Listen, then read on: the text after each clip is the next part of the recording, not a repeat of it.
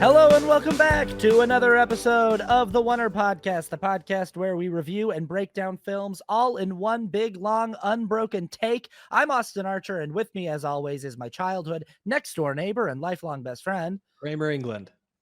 Superman! Superman! Superman! Yeah! Save You us, ever notice? Superman. Have you ever noticed how people in movies are bad at chanting? Yeah, And they it's are. like a thing of just like how they shoot it, that it's like they shoot every individual person in Yeah. the crowd who's chanting separately, and they Mhm. try to match up their timing, but they don't actually have the crowd chanting in the background Yeah, because it would make editing a nightmare. So they yeah, have like extras mouthing the words in the background, and then yeah. they have one actor who's like loved, but then when they in the edit, it's always like the actor, whoever the close-up is always like the crowd's like Superman, Yeah. and then the one person who the close-up's on is like Superman. Superman. It's like, He's off. and like Yeah, nobody does that in real life. Like nobody. yeah, yeah. Yeah, Yeah, the slow claps as well, yeah. Mhm. nobody does that. That doesn't happen. But, Doesn't it's one of happen. the movie things, yeah, yeah, but they Yeah, do. yeah. We are talking about James Gunn's Superman, the beginning of the new DCU. Yes, Today, I think it's a big moment it is. in in the year 2025 and in DC cinema history potentially. Mhm. Um, we this was a movie that we obviously previewed at the beginning of the year in our episode previewing the Yes. biggest films of the year. I went back and checked that out today, and I was Okay. like, "Oh, my." I thought that my prediction had been a little more like skeptical, where I was like, "I'm sort of Yeah, reserving yeah. judgment because but I said then, I was like, "I think I'm really gonna like this movie, and I think that it's gonna cause some controversy among fans," because of course it will. And, Mhm, like, so there mhm. is I mean, this movie is getting a very strong reception from Yes. critics and audiences, but there obviously are when I look online, there's definitely some people who are like, "Absolutely not," about a handful of things. There's people Yeah. who don't like the symbol, there's people who don't like the dog, there's people who don't like the overall tone Mhm. of the James Gunn Superman universe. Um, Let me Yeah. just ask you, so if we're doing a new thing on the show here where we're Yep. gonna do like the first 10-ish minutes of the Yeah. show is spoiler free. So no spoilers in the first 10 minutes. And if you might just be watching our spoiler free review. But so let me just ask you starting out here, how are you feeling about Superman? Yeah, I liked it. I didn't love it. Okay. But I really enjoyed it. Yeah. Like, it's a lot of fun. There's a lot of really great things about it, but there's a lot of things that I maybe it's just like I need to acclimate to it, you know? Mhm. Like, it's a very different film than, the past superhero movies that we've had. So And it's certainly the past Superman movies that we've had. Yeah, Yeah. yeah, but specifically, yeah, the Henry Yeah. Cavill ones, like, but it's really good, so it's just kind of like, okay, you have to get used to it, you have to know kind of what's coming, and I kinda knew what was coming, but even still, it's kind of like, okay, this is interesting. This is a very interesting, way to take this character, and a lot of the things that I had problems with are more technical than, like, problems with, David Corn Sweat. I really Sure. liked him. I thought he was Oh, great. I think he's a great Superman. He yeah. really grows on you. Mhm. Like, Henry Cavill just kind of looks like Superman, and just, like, immediately, I was like, "I'm on board, man. That dude is, like that guy is Superman," because his physique, everything, he looks really, really good. Right. David Corn Sweat takes a little bit more, but he's got a lot more of the humanity, and, Mhm. like, the way that he played the character was really, really good. So I really liked him. I liked the action. It's kind of like in some of one of the big problems I have is that there's really only three characters in the movie. It's Lois Lane, Superman, Lois Lane, and Lex Luthor. Sure. Everybody else is not a character. They're just there. Um, I'd give Mr. Terrific a little nod Oh yeah, there. sorry. I should say Uh, okay, yeah, four characters yeah, because Mr. Terrific. yeah, The rest, and I'm thinking of also like some of the tertiary characters, right? Like Perry White and yeah. the other gossip I columnist and felt like some of like these other people's. I felt like Nathan Fillion did a really good job with the time that he Yeah, was given as Guy Gardner. guy, and he wasn't so Yeah, he played it well because he's not really supposed to be. right. But it's not like that. Also, like I don't necessarily want those characters to have much character, but it's just kind of like they're there, and if you took them out of the movie, it would still be the same. Like, so Yeah. it's kind of like Perry White just in the other movies has been a little more important, and like How'd you feel he's kind about of had a little bit more, but how'd you feel about the like Jimmy Olsen's contribution? Because like that's, I that's, I felt like that was a pretty funny take on Jimmy I Olsen. I thought it was Like, funny. I yeah. still don't really get the joke. Like, I I feel like I'm missing out on something. I think the joke is that and I don't know that this is like there's so much in this movie that I felt like was so searingly accurate to the comic books that I read Yes. as a kid and Yes. to the Saturday morning cartoons that I watched. Yeah. And I know that that tone can be jarring for people whose only exposure to this character is through the movies Right. because we've never seen that Yeah. world in the Yeah. movies before. The movies are always pretty pared down to feel more grounded, Yeah. and Gunn went like full force into like, no, if you like the Absolutely. comics and you like the cartoons, we're giving you all that. Yeah. And it was interesting. Like my brother Anthony said afterward, he was like, well, from the trailers and from the marketing, I expected it to be more serious and more emotional. And I was like, really? And he was like, yeah, the trailers made it seem like it was going to be more emotional. And I was like, the trailers started with a CGI dog who flies with a cape. And he was like, Yeah. yeah. And I was like, yeah, I think that's, in my opinion, that's James Gunn telling the audience, guys, we're Right. doing something different this time. Yeah. We're Yeah. doing crypto and super robots and, and all that Yeah. stuff. Um, but anyway, the Jimmy Olsen thing, and Yeah. this is where I'm like, I brought up like, this is such a like comic book accurate, cartoon accurate. I don't know if this version of Jimmy Olsen has ever existed in anything other than this James Gunn movie. I No. could be wrong, but I felt like the joke was like Jimmy Olsen in this world is the ladies man of Yeah. Metropolis. Like Yeah. every woman in Metropolis wants Yeah. to hook up with Jimmy Olsen. Yeah. And And yeah. yeah, and that was a joke, and you're completely right about the comic book. This is very, very, very comic booky, Mhm. and that's not necessarily a bad thing. In some ways, it's just again you have to get used to it. But the Jimmy Olsen thing, yeah, like I watched a video, and they're like, "This is very comic accurate." Jimmy Olsen has had so many girlfriends, and he's even dated Lois Lane, and it's kind of like, okay, well, I guess that's a thing. But it also felt like an inside joke that I was missing out on. Yeah. And there's a lot of things like that kind of like you're Maybe we're straying into the spoiler territory there. I I don't know. don't no, I don't not in think so. that. Yeah, I we're just won't giving a spoil it. little Yeah, yeah, yeah, yeah. yeah, yeah, yeah. Like, and this is also not a spoiler. This is just kind of a generalized uh take on the story. You're dropped kind of in the middle of the story. Right. It's almost as if you opened a comic book Correct. in part 3 or something like that, and you're Yep. just reading. Like, Yep. again, that's kind of why some of the characters aren't really characters. That it's like everything has already been established. Yeah. So there is no origin story, which I don't think that's a spoiler either, because you can see that he's already established as Superman. Yeah. And that's at the very, very beginning of the movie. It Mhm. says he's been around for 3 years. Metahumans have been around for 300 years or something. But Yes. so it's kind of like, okay, I'm in the middle of this story. It's a little harder to kind of like catch up with the characters. So Right. that's like my biggest problem with the movie. Now, having said that, there's a ton of fun stuff in this movie. Yeah. Like, go see this in the theater. David Corn Sweat is great. Crypto is awesome. Like, there's a lot of really funny scenes, a lot of really fun, exciting scenes. So I mean, I really enjoyed myself. I took my two sons. They loved it too. So it's a really fun time at the theater. I'm excited for where this is going to go, where the rest of the DCU is going to go. So I'm excited. What is your take on it?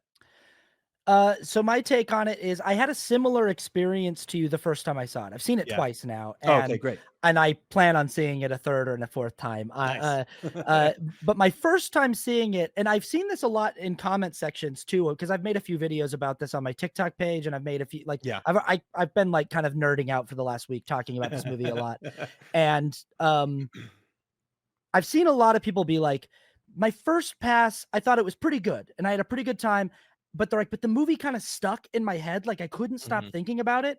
And I went back and I absolutely loved it the second time I saw it. Nice. And even Chris Stuckman said that. Chris Stuckman's a Yeah. reviewer on YouTube that I really like. And his first review was kind of like lukewarm. He did Mhm. his spoiler-free review, and he was just kind of like, listen, if you're a fan of James Gunn's style, you're gonna get a lot of that and you're gonna like that. If James Gunn's style kind of bothers you, then this is probably gonna kind of bother you. And he's like, and I Yeah. think he's like, I mostly enjoyed myself here. He's like, but there were probably technical issues I had. And then he did his spoiler review, Mhm. and he was like, you know, uh, he's like, sometimes when there's a movie I'm really excited to see, I have a hard time taking it all in on the first viewing. He's like, because I'm really like almost like tense because Yeah, I'm yeah, I'm yeah. paying attention to everything that's happening and I'm trying to take everything in and I'm not just really like letting the movie wash over me. Right. He's like, the second time I watched it because I knew what it was, he's like, I just got to experience the movie for what it is. And Right. he's like, I just really, really fell in love with the movie. Mhm. And we talked about this on Jurassic World Rebirth on our last episode, that it was a movie that when I first saw it, I thought that was fine. And I left the theater.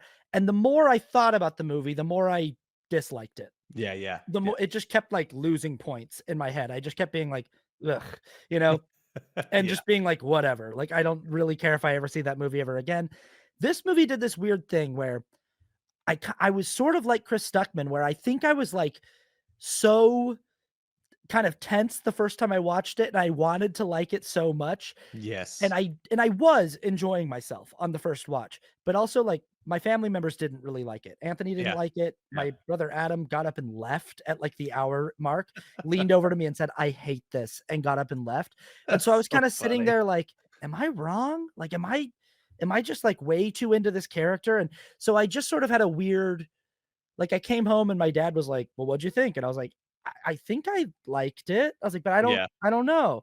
But then in the like, for the next few days, I couldn't get the movie out of my head. Like, I Mm. just kept having moments that would pop up and I'd be like, "That was so beautiful. Like, that was Mhm. so good." And I was just like, "I gotta go back and see that again."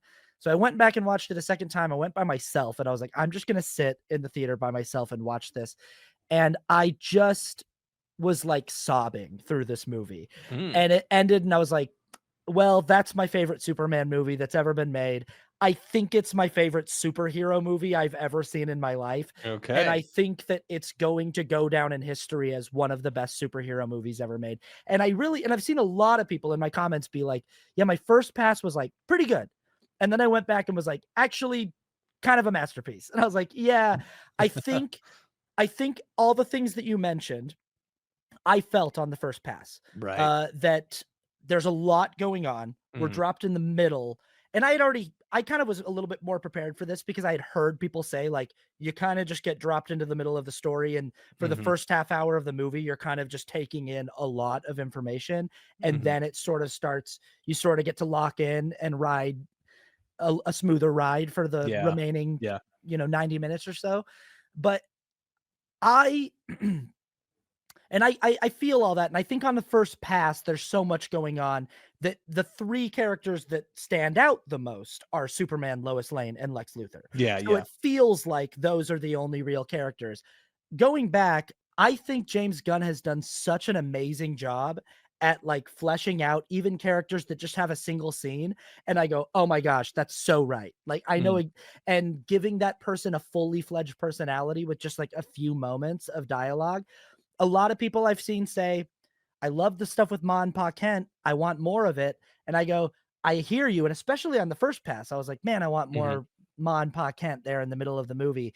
But then I come back to this movie and I'm like, I think that I think that it's enough. Like, Mhm. I think we get it. Like, we know who those characters are, and Yeah. I love this new version. The way he introduces us to them is so, and we'll get into that with the spoiler part. I'm Mhm. not gonna, but there's so many ways he shows us who they are in this world that I'm Mhm. like, "Yeah, I get you. I get what you're doing, James Gunn." Mhm. And, uh, I think that to me on the second watch especially, it didn't feel overstuffed or too like he tried to bite off more than he could chew. To Yeah. me, it actually feels like quite streamlined and quite Yeah. smooth and quite well balanced. Because I even felt on the first watch a little bit of like, maybe we're going to the comedy too a little too much. Maybe we're undercutting some emotional moments when we shouldn't. And then on the second watch, I was like, no, this actually all feels quite well balanced the way that I feel about his other films, about like the Mhm. Guardians films. And Yeah, in yeah. fact, I think that these emotional moments are landing on me even stronger than they do in those films. I personally now feel that this is James Gunn's strongest film. I feel like his vision.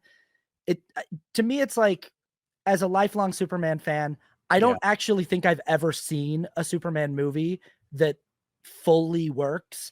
I love all the movies that he's in, even the bad ones. Mhm. I even there's things I like about Zack Snyder's Justice League and even Joss Whedon's Justice League. There's things I like about Batman vs Superman, Dawn of Justice.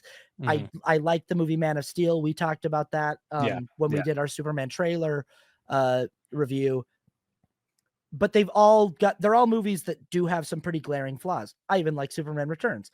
Mhm. Yeah. And knowing that that was the case, I think I was like looking for the flaws. I was like, well, surely there's got to be Yeah. some major Yeah. flaws here because this character just seems so hard to adapt for most directors.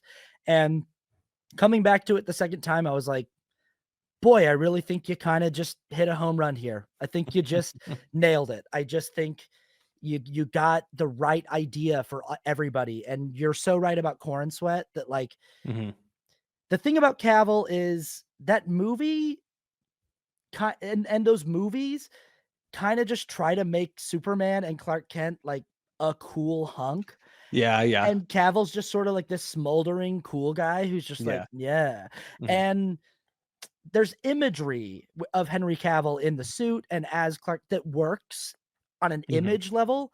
But David Corenswet, his performance is so spot on and he and James Gunn talked about this thing that I think is where they're really getting this movie right. Again, and this is all spoiler free. This is just about the tone and the Mhm. approach.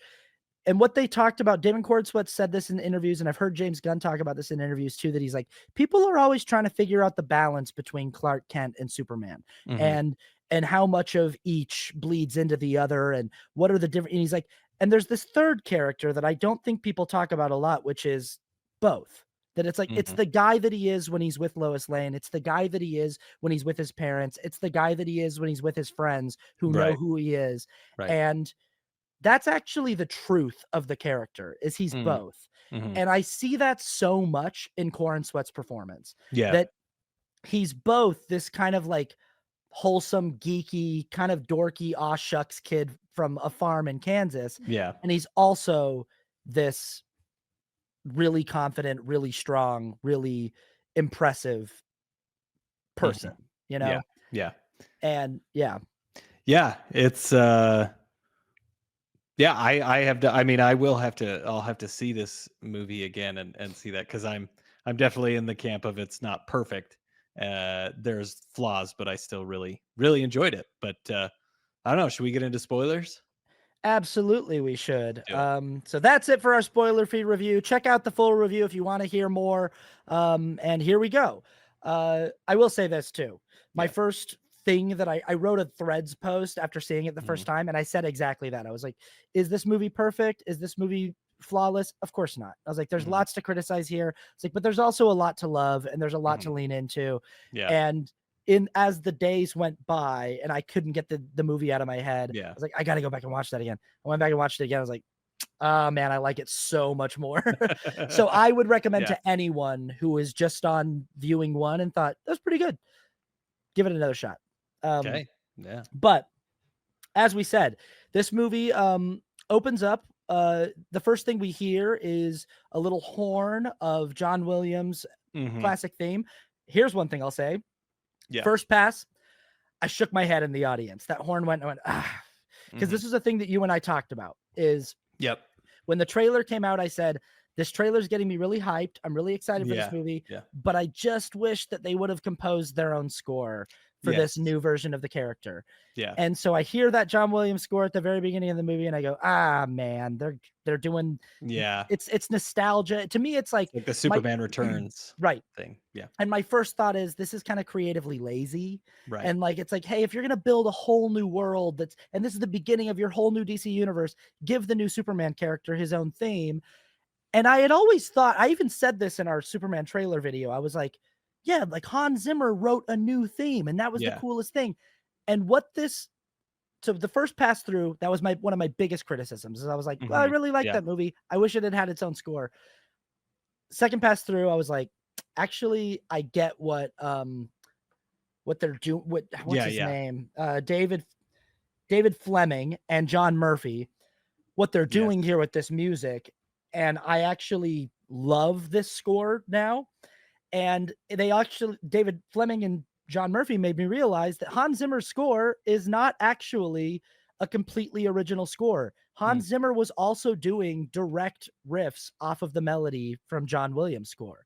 And I just never put two and two together until this mhm. score, because this score actually melds the two together. Yeah, yeah. It uses both themes from Hans Zimmer's score and themes from John Williams, and it shows that like they're the same.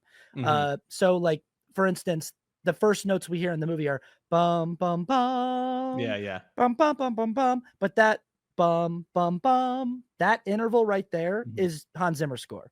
Bum bum bum bum bum bum. It's the same melodic. Ah, It's the yeah. same melodic interval, and I was like, oh my gosh. And then in this movie, that's the Lois and Clark theme. Whenever Yeah, Lois yeah. and Clark are together, it's bum bum bum bum bum bum. It's those notes, which is the Mm, Hans Zimmer score, but it's the Lois and Clark theme now. yeah, yeah, yeah, yeah. And I was like, oh, this is awesome. So what Cool. I think uh uh David Fleming and John Murphy are doing here is the Yeah, same thing that James Gunn is doing, which is it's kind of an ode and a riff on everything that's come before, right. rather than a reinvention, which is kind of what Man of Steel was. This Yeah, is yeah. like a big fat love letter to all of the Superman Right. properties, you know. Yeah, Uh, yeah. I think the score. I remember having that conversation, and I love both of the scores. This one, like pretty quickly, I really didn't care about the score. As far as like, it didn't bother me that they were using more of the John Williams, or more apparently right. using the John Williams score. And I like that they used a guitar. It is different. And the score fit in really well. So it didn't bother me nearly as much as I thought it would. Yeah. But so, and I enjoyed it. I thought it was good. And like you said, like I got it. Like, oh yeah, this works really well. It's actually, they're doing something a little bit different, but it's also this. I mean, the score is so iconic. I mean, anything John Williams does. I think about the new Harry Potter series. Like, are Yeah. they gonna do the score for that? Because that's also extremely iconic as well for Harry Potter. So Yeah. it didn't really bother me. I did like the score. I thought they did a great job. I'm happy to eat crow here and say I was wrong Yeah. about that. I Me was too. Me too. and I like James Gunn's take on it, because people Yeah. asked him about that. They were like, "How come you didn't write a new score?" And he just said, "There's been what 20 James Bond movies, and Yeah. we just always do a riff on the James Yeah. Bond score, you know."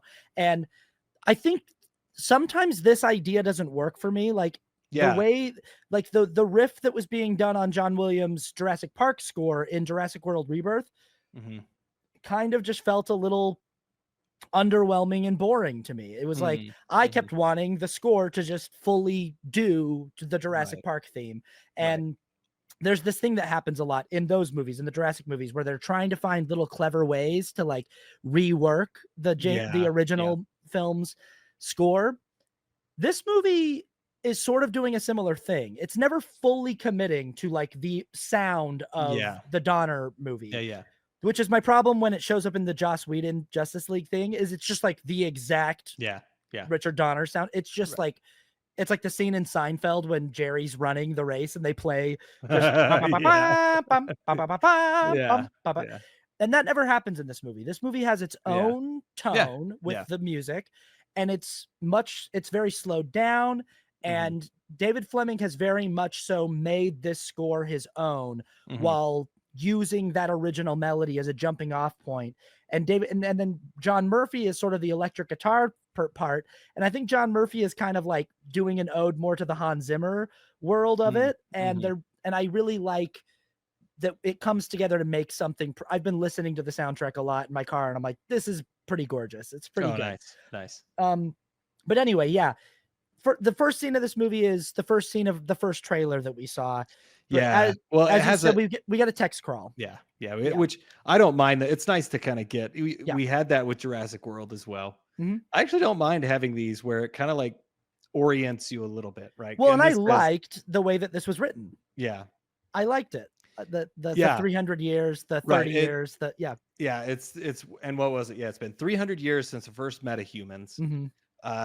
Superman presented himself 3 years before, so he is the It says strongest 30 years metahuman. ago, an Right, alien baby showed up. right, 3 right. years ago, that baby revealed itself to be Superman. Yeah, 3 months ago, Superman stopped right. uh Uh, war from happening in these two countries. Yeah. Yeah. And Three. then was it 3 hours ago or 1 hour ago? It's like 3 hours ago. A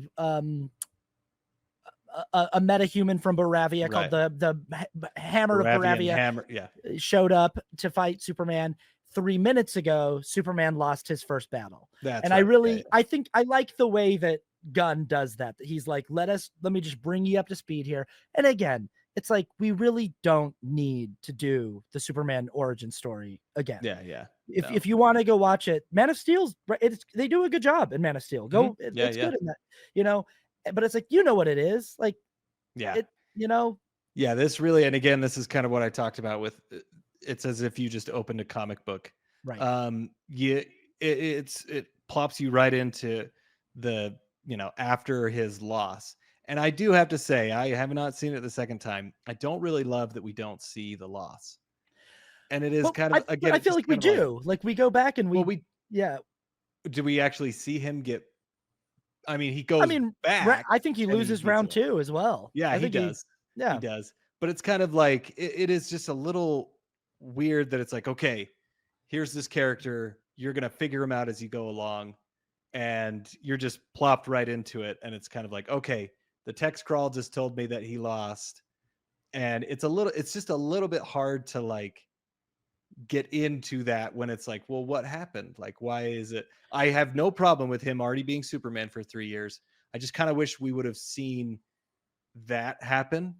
But of course, it would have made it longer. It's not the biggest deal. Like you get into it pretty quickly. I'm This is okay the with it. thing. I'm okay with it because we go right back. Yeah, Because yeah, we like do go right he back. goes right back to it. Yeah, You know. but this is the thing that I love about this as well. This is the thing that I loved about the entire movie. Superman gets the crap kicked out of him. Yeah. I love that they have him much more vulnerable, physically vulnerable, and like physically weak. Like one of the biggest problems with Superman, which this movie still has in some degree, is that Superman is too powerful. Like he's just, like you said we talked a little bit about Richard Donner's film before we started recording, but they just gave Superman powers just with whatever they wanted. Like, and he couldn't, you can't really like beat somebody who is invincible, and it makes him much less interesting. And this Superman gets beat up and he gets hurt, and he is much more, like I said, much more vulnerable. And I loved that they started out with him being hurt. Like, this is a Superman that we're not going to give unlimited powers to. And I really, really like that the entire movie. He got hurt. He had problems. He gets pain, emotional pain and physical pain. Yeah. I love that they did that. Well, I like that because what Gunn is sort of answering one of the major criticisms of the character in the opening moments, as you said. So, and he's aware of this. He's aware that a lot of people, their problem with Superman is they're just like, it's not fun. There's no stakes. I'm never worried about him. And he opens the movie by being like, 3 minutes ago, he just lost his first fight. And it also tells you a lot about the character in that he's been around for 3 years. For 3 years, he's been defending Metropolis. And in 3 years, he's never never sweated an opponent. And then it's like, but 3 minutes ago, he just, it's like a UFC fighter who's like, 35-0, and what happens to their confidence and to the first time that they get KO'd. Right. And we open the movie on that of like, we all know who Superman is. We all know how strong Superman is. We all know how powerful he is. And to open the movie with him just getting just falling out of the sky, just looking like he got the crap kicked out of him. Now, my brother Anthony, this was a problem that he had with the movie, is he was like, man, why he spent so much of the movie getting beat up. And I was like, you really can't make people happy, because a lot of people don't like the fact that he's too strong. And then you put him in a movie where he's vulnerable and people are like, well, how come he was just getting beat up the whole movie? And it's like, what would, but I also personally, I've never agreed with this criticism of the character, because there is like no other superhero character that is shown to be vulnerable more than Superman. And I feel like it's constantly in the cartoons and comics and movies that they're trying to respond to this criticism, because Mhm. people are always like, he's so boring, nothing ever happens. I'm like, in every movie he's in, he comes like this close to dying. Yeah, In yeah, several of them, he does die. Like yeah, in yeah. several of the movies that he's in, he fully dies. And so I've always just been like, I know that he's really, really strong. And I know that Yeah. at full strength, he's like the top of the, the top of the top, but Mhm. also like somebody's got to be in a universe, like someone's Yeah, got to yeah, be the yeah. most powerful one. And what makes Superman an interesting character in my mind never has been the fact that he's the most powerful superhero. Mhm. It's always been his kindness, the fact that with all that power, what he chooses to do is be as Yeah, kind and as good as he possibly can. That right, he could be a a tyrant who rules over the world with an right. iron fist, and instead he's so like optimistic, and he has such a belief in humanity, and he Mhm. cares about Yeah, humanity so much. And I'm like, that's what makes him interesting, is that he's yeah, that powerful, and he yeah, still has this heart that's like so pure. right. um but I agree. I like that James Gunn drops us right into this and is Yeah. like, hey, from the jump, this Superman just got his butt kicked. Yeah, yeah. And yeah, he calls for crypto, and immediately we are introduced to one of my favorite characters in this movie. It's And great. yeah, Great character. I to me, the dog plays. Oh, the dog plays for sure. The the dog play. And I've seen some people online be like, too much of the dog. I'm like, no, no, no, no, no. No, it was Just good. the right amount. It was Just good. the right amount of the dog. I do Yeah. think that there's a world in which you could overdo the dog. And I Oh, think yeah. that, Yeah. and what you don't want to do is underdo the dog. It's like, hey, if you're going to Yeah, yeah. introduce that dog, you better give me some of that dog. Oh, yeah. Well, and And we get, the way that they did him too is that he's not a good dog. yeah, He's like, yeah, he comes on, he starts jumping on him like yeah. I mean, I think the dog was great and it worked really, really well. I don't think it was overused at all. I thought it was great. Yeah, this is Crypto one is of those awesome. like things where like James Gunn's the right director to do a Yeah, crypto movie, yeah, yeah. And so anyway, Crypto drags Clark back to the Fortress of Solitude, which emerges out of the ground, and we don't quite know Hmm. how that works yet at this point in the movie, Hmm. but it's all very comic book accurate. It looks very Yes. familiar. It's the crystals. He pulls him into the fortress. The Superman robots are there, and this Yeah. is another thing that I think for a lot of audience members, it's so much in the first 10 minutes to be like, Yes. Yeah. what? Like Yeah. flying dog and Superman robots. And Yeah. if you've never seen the cartoon with the Superman robots, or if you've never seen, which by the way, the Superman robots are in the movie Man of Steel. They're just a much more like, I guess, I don't know, Yeah. realistic version. It's the robots that are in the ship that he, like Yeah. That like they're, floats around. yeah, but it's just a much more like Zack Snyder-fied version of, Yeah. They're not humanoid. right. Yeah. But anyway, the robots jump on him, and four is kind of like the main Hmm. robot, and that's played by Alan Tudyk. Alan Tudyk. And again, this is like another little character here where I'm like, I think with the little bit of time Alan Tudyk gets as Oh yeah. four, He's it's great. great. It's Yeah. great. And I mean, this is, man, I just love this writing device from Gunn here, that Hmm. the first thing we learn about Clark is he likes to watch the message that his parents sent him to Earth Yeah. with, because he Yeah. finds it soothing. Yeah. And the way that James Gunn pays this off is just, Yeah. it's Yeah, it's really so good. beautiful to me. Yeah. But That was, well, we'll get to that later. yeah, But it's yeah. also one of the most controversial parts It's of the very movie. interesting. It's a Yep, very yep, interesting thing we will yeah. get into. But we do find out immediately that his dad is played. So Jor-El is played by Bradley Cooper, Yeah. and that Rocket was Raccoon. yeah, Rocket Raccoon. Which Mhm. I had seen that spoiler accidentally somewhere, and I was like, oh, okay, well, yeah. I like that. It is strange though; they are speaking a different language. I liked I like this. it. Yeah, I liked that. I get it. I get it. I thought they Yeah. were gonna have some sort of interpreter that would make, but whatever. Yeah. But I like Um, that the robots are just saying to him like what's yeah, being said, and they're just yeah, and I like that he's repeating back what they're saying, that you really see that like he's kind of been like, he gets, at least at this point in the story, Clark believes that he gets his direction from mhm, this from this message Yes. that Yes. his Kryptonian parents sent him to Earth to be a hero Yeah. and a helper and Right. you know, Right. Yeah. But they do yeah. say it's damaged. Mhm. And that this okay, this is a criticism I have. There's a lot of exposition in this movie that is just said. And this is one of those, it's just very exposition heavy. A lot of it, the dialogue is pretty clunky at times when they're just spouting out the exposition. And Mhm. even though this works and it does pay off, it is very like, why would this for be? I mean, there's a new robot, so he's explaining it to the new robot. But I was like, this is pretty blatantly bad exposition, which is fine. I not the biggest deal, but you cannot deny that like there's a lot of exposition in this that was not delivered in the best, most natural way. Well, what I will say is I agreed with you on my Yeah. first watch.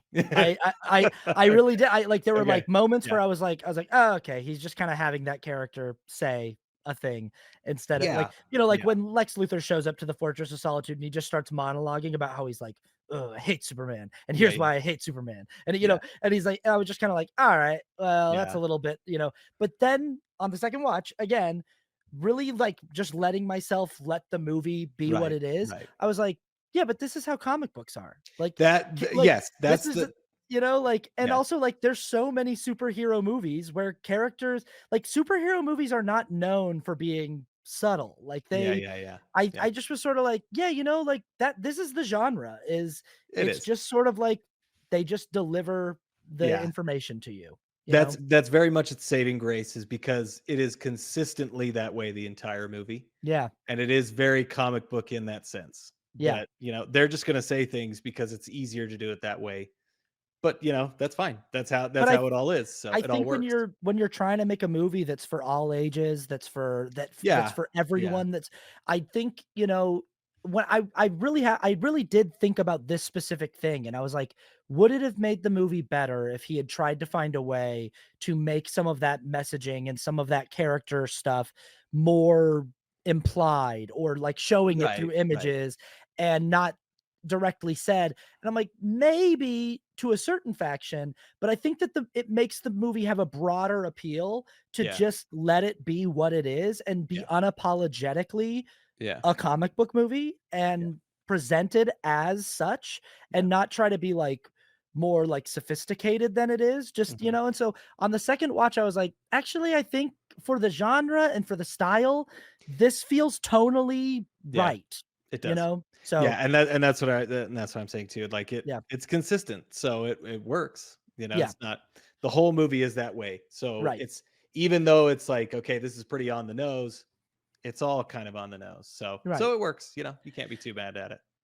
Yeah, so, they blast him with, some yellow sun with this guy Yep. this is kind of a fun little device. They've got, like, this, like, Yeah. bunch of, like, magnifying the Yeah. glasses that shoot all the yellow sun radiation into him, Yeah. and he gets up and, has a little scene with Crypto where he's like, "Oh, man, what" he says, "What the hey," which Oh, is, yeah. you know, I right did love away, I love that he, like, never swore, he says ever. golly and Yeah, gosh like and what the hey, and yeah, I I love love that. that. I I love love that too. that James Gunn is just letting him be such a corny, Yeah. you I know. l I Yeah, noticed that, and I thought it was pretty great. yeah, I was like, "Wow, that's pretty." He really went for it.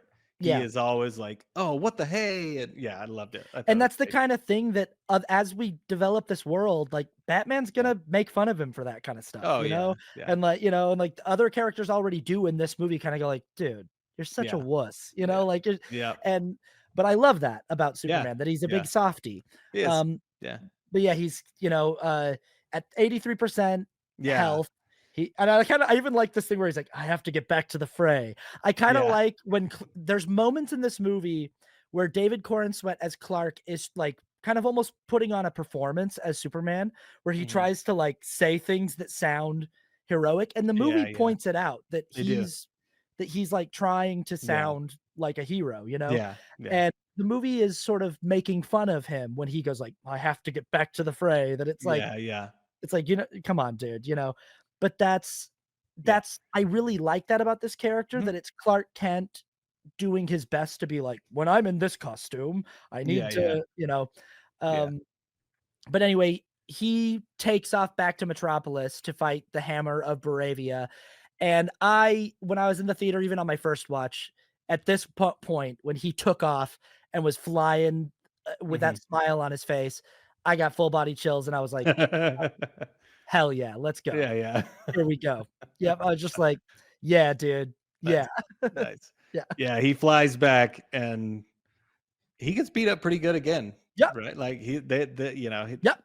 the dude he tried, and this was the thing that I liked. I guess it wasn't as much in this one. I guess it was in this fight scene, but he always tries to. He's more worried about everybody else because he even says at one point he's like, "There were no casualties." By the way, when he's talking to Lois Lane, which we'll Mhm. get to later, but he fights and makes sure that everybody's okay. So he will stop fighting the bad guy and he'll go and save somebody, to Correct. make sure that they're okay before he goes and defeats the person. Which again goes into a big characterization of the person that he is as a superhero. It's also one of his biggest vulnerabilities. And again, Yes. this is why when Yeah. I go back to like when people are like, "Oh, he's overpowered. He's boring." I'm like, Yeah. but the Yeah. thing about him is he's so powerful that he's able to fight other supervillains while putting a lot of attention and energy into preventing collateral damage. Yeah. Yeah. Yeah. Yeah. And to like, and that's what Man of Steel really gets wrong. I Right. always gave it a pass because I said he just started doing this. So when he Yeah. fights out at the end of that movie, a lot of people had a problem with just like Yeah. how The it just feels like you must have just killed 100,000 people easily in yeah. this, Yeah. in this fight. Yeah. And my kind of apologia for it was always like, well, he just started doing this. Like in Man of Mhm. Steel, that's his very first time ever fighting another metahuman, and it's Mhm. another Kryptonian. Yeah. And the fight, so he's doing his best. At this point, I like that he's like 3 years in, and we've got a character who has developed a skill set of like, I can fight a monster that's attacking the city and also try to like stop that monster from breaking windows. And Right. I Right. can, save a dog and I can, and I but also I like that that's one of his vulnerabilities. And Yeah. Lex Yeah. Luthor exposes that. Lex Luthor knows that he's going to try to Mhm. minimize um collateral harm and he uses that against him. He Yeah. He does. he Yeah. so I don't know how you feel about this characterization of Lex. I love it. I love the idea that Lex Luthor has like studied everything about Yes. Superman and has developed this kind of algorithm for fighting him. Yeah. It's such a like comic book and Saturday morning Yeah. cartoon accurate version of Oh, yeah. something Lex would do. Well, yeah. Yeah. I like him much better than Jesse Eisenberg. Yeah. I mean, that's not very hard. Yeah.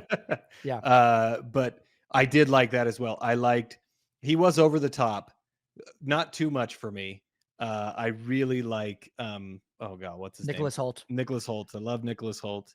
I think he's a great actor. I think he played him, if anything, maybe a little too over the top, but I liked it. I overall thought it was really good. And I do love he's telling it's like he knows Superman so well that he can just spout off these moves that he can, this other uh metahuman just tells him what to do and how to fight Superman, Yeah. because it really got into the obsession that he has. He is Mhm. obsessed with Superman, Yep. like so much so, and it He so I knows loved his everything about Superman. He knows yeah, everything about how he fights. yeah. Yeah. And I loved that. So it's and he's, he does say one point in the movie, brains over brawn, Yeah.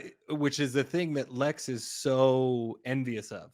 Mhm. Like if he could have Superman's power, he would have it. That's all. It's that simple. I mean, the But thing that kills Lex about Superman is for all of Lex's money, for all of his brains, for yeah, all of the people that he can get to work for him, for all of his power, he doesn't have a fraction of Superman's power yep, and yep, and it drives him nuts that like yeah, but also yeah, the fact that like that on some level he knows Superman could kill me like that and he yeah, doesn't. hmm He lets me do all of this to him. yeah, And I think even that eats away at Lex Luthor that he's like, hmm oh, like you're so yeah, yeah, self-righteous and you're so pompous and you're so yeah, you're so like why would if I were you, I would have killed me months yeah. ago, like A years long ago. time Like, ago. Yeah, like why are you not killing me? Like, but then so yeah, he just takes advantage of Superman's kindness yeah, and but I also love that, yeah, it's presented like Lex fights him like he's playing a video game. Yeah. And Yeah. he's sort of developed this series of moves, and he has all these kind of like nerds that work for him, and they're like Yeah. hitting buttons.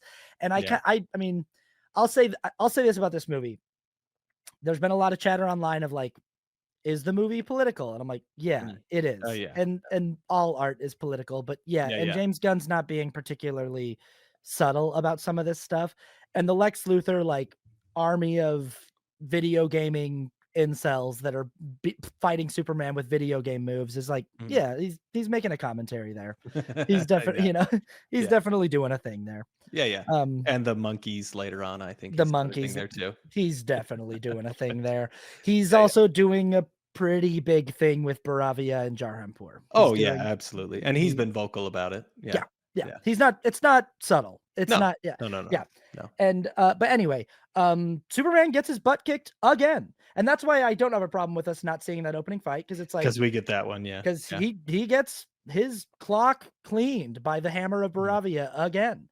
And you're right. Some of it is that like in the midst of the fight, he's trying to maneuver to not get other people hurt. And he's Mhm. trying, um, but I like watching how self-satisfied Lex and his team are Yeah, yeah. in this thing, that they're just Yeah. like, oh, like they just love hurting this guy Yeah. who they really have no reason to hate. Like he hasn't done No. anything to them, but they're just like, I don't like that you're not from here. I don't like Yeah. that you, Yeah. like, yeah, Yeah. and yeah.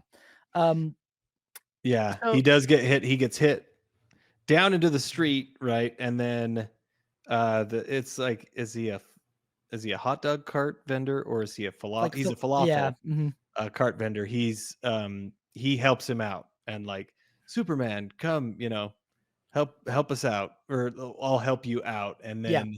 then the hammer of Bravia is like, I'll give you 3 hours, or 3 day, what does he say, 3 days or Yeah. something, and I'll be back. You better not do anything to Bravia anymore. um There's a line here that both times I saw it, I was kinda like, "All right." It's when the guy in the background goes, "You maybe shouldn't have done that thing in Jarham, poor Superman." yeah, yeah, yeah, yeah. Yeah, That guy that yeah, there, yep, I yeah, that noticed guy that in the one too. crowd, I was like, "Alright." But again, it's like, that's the tone of the film. Yeah, it is. Yeah. That's the tone of It the is, film. yeah, it is Yeah, very much that. It yeah, is, again, you would see that in a comic book. You'd see that as a you would. somebody in the back. You'd see them say that.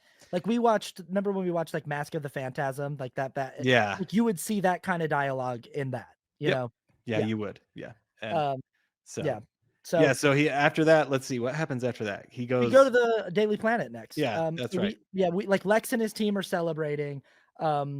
And then we go to, but yeah, I do like this moment, like where this guy helps him up, and but then we go to the Daily Planet next, and Mhm. we get to meet Clark Kent. This is oh, I also wanted to just mention one thing about the earlier scene. We could talk about it when the kaiju scene happens too, but Okay. like Adam, my brother who left, he went back and saw it again on my recommendation. He Oh, he liked it. did. He did. And Okay. kudos to Adam for giving it a second viewing. He Yeah. liked it more on his second viewing, but still struggled with the first half. And one of the things I that he could say said that he that. struggled with is he was like, why is everyone just standing around drinking coffee while Superman's like fighting someone in the why would you not be running for your life?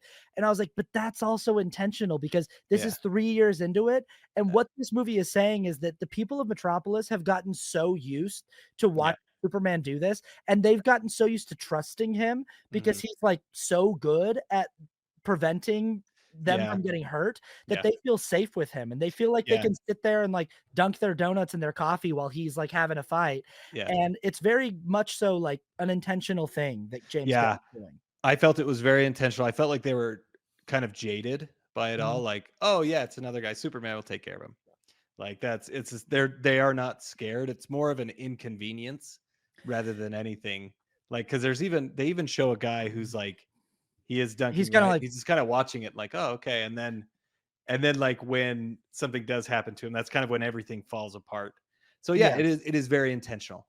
It's yeah, very, and I noticed that, but again, you see it in the comic books. Like, that's just kind of right. how it goes. So But also, I like the commentary being made there that yeah, it's like, this is a yeah, part of the world they live in. yeah, yeah, This yeah, when yeah, we're in this new DCU, we're not like introducing metahumans. They're yeah, they been here, and this is a Yeah. part of the fabric of this world. Yes. And that's a good way to illustrate that. Yeah. Like the people It don't is. evacuate the city every single time the Yeah. superheroes are doing something. Yeah. But anyway, we go to the Daily Planet. Um, a lot of people have said that they want more Clark Kent in this movie. My response to that would be, I think that we spend a lot of time with that third version where he's both. Yeah. Yeah. I Yeah. think Yeah. that we do actually get a lot of Clark Kent, but he's just sort of like, this is kind of one of the only scenes where he's like Clark Kent, the reporter who works Hmm. for the Daily Planet. Yeah. But he shows up, and I love these little moments that Gunn finds, because like he grabs a copy of the paper, and he's, even though he got his butt kicked the day before as Superman, he's excited that his story is the cover. Yeah. And Yeah. he Yeah. like looks at it and he's like, ah, nice, I made the cover, Yeah. And Yeah. it's not like Superman, like he got his butt kicked yesterday, but Yeah. Yeah. Clark Kent's excited that his story is on the cover. Right. Right. Um, Beck Bennett's got a funny little cameo in here as Yeah. sort of like his sports editor. Yeah. You know, Again, that's yeah. yeah, This character didn't do anything for me. I like. I think he's funny, but also take him he, out of the movie. He's pretty much. you're totally right. He doesn't need to be there. There's No. a few characters at the Daily Planet that don't necessarily need him, and like Yeah. the girl that's the other, Yeah. That's but the one I'm thinking of too. yeah, but I'm like, it's fun to have Yeah, it's Beck, fine. Whatever. I've Yeah. yeah. Um yeah, he's got a little scene here with Jimmy Olsen and Lois Lane where Yeah. at this point in the movie, the first time you see it, it's not clear if Clark Yes. and Lois are an item yet, or if Yeah. Lois knows Yeah. who Clark is yet. The way that Gunn writes this scene, it's not, Yeah. They have an you know, argument. They're kind of like it's almost like they're annoyed with each other. yeah, and she's You also know. like, weird that you keep getting all these interviews with Superman, Clark. And he's like, Yeah. I don't think it's weird. He's like, I think it's good journalism, Lois. Yeah. And then she sort of looks at him like, huh. And at this point, you're thinking like, does she not know? Yeah. Yeah. And Yeah. Yeah. and Yeah. are we gonna is this gonna be a movie where we find that out at some point in the film? But I love this. We get a little call from Ma and Pa. Oh And yeah. Yeah. Yeah. I love the way that Gunn introduces this new vision of them. It's at least cinema. It's so different from Kevin Costner and Diane Lane. Oh yeah. Yeah. And I love Kevin Costner. I mean, he's my Mhm. boy. Oh Like yeah. Yeah. I Yeah. love the guy. I love Diane Lane. Yeah. I think that but like this Ma and Pa are so different. They And are. I love this scene where they just call just because they want to say, we just wanted to say congratulations on that front page, Clark.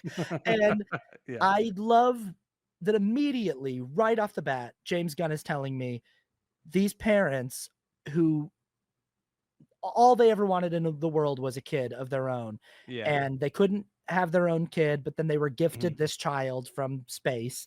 Yeah. And they're so unbelievably proud of him. They don't Yeah. even care that Superman got beat up the day before. Yeah. They're Yeah. just excited that Clark got his story on the front page, you know? Yeah. Yeah. And Yeah. This was and again, it's just kind of like an acclamation. I was like, wow, this is really different. Like Mhm. they are really, kind of they're like country bumpkins is kind of Yeah, at the very beginning. But really there's a lot of heart there. They're just down home American Midwestern people, yeah, which comes in later to be very important. yeah, And it actually works really, really well, yeah. with the ma and pa. So it takes some getting used to, but they're good. It works out, and I've seen a lot of people online be like, why were they like that? And it's like, yeah, I yeah, know, again, there's a lot of things on the first yeah. watch that you have Mhm, to sort of shift gears into. Like mhm, James Gunn is definitely like, at least in the yeah, cinema world of Superman, giving us some new things here. yeah, But I mean, it shouldn't be so surprising that farmers from Kansas, these two this like married old couple yeah, is like that.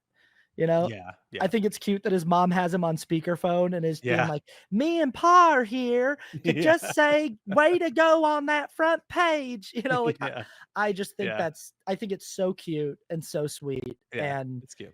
Yeah. so like, it's like your son's Superman, and you're calling him to be like, "Good job on getting your story on the front page, honey."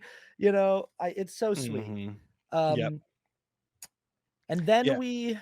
where do we go from here? We I go, think from here we find out there's some like government meeting, and Lex Luthor is trying to get government funding for like his what was it? planet protectors or planet. yeah, Planet Force or something. Yeah. Yeah, something like that.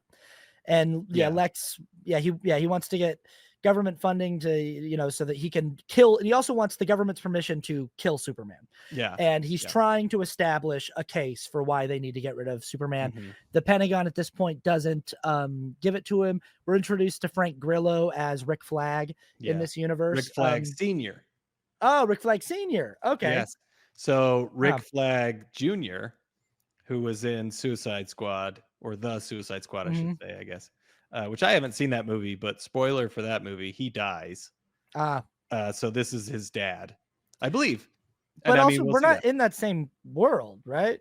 We're not. Well, I don't know. I mean, Peacemaker shows up, so Yeah, I know that does confuse me. Sometimes we yeah, cross these lines yeah, and I'm like, wait, what? Wait, yeah, yeah, yeah, yeah. but who knows? Exactly. Whatever. Yeah, Um, but yeah, so then we also, I think, at this point, so earlier we missed something that after when Superman flies back to Metropolis to fight the Hammer of Baravia, the engineer who works for Lex goes yeah. to She saw. Yeah. the fortress and identifies the location of the fortress for Yes. Lex, and we kind of find out that Lex was using the Hammer of Baravia as a distraction Yes. and we also find out that the hammer works for him and isn't actually the Hammer of Baravia. He's Ultraman.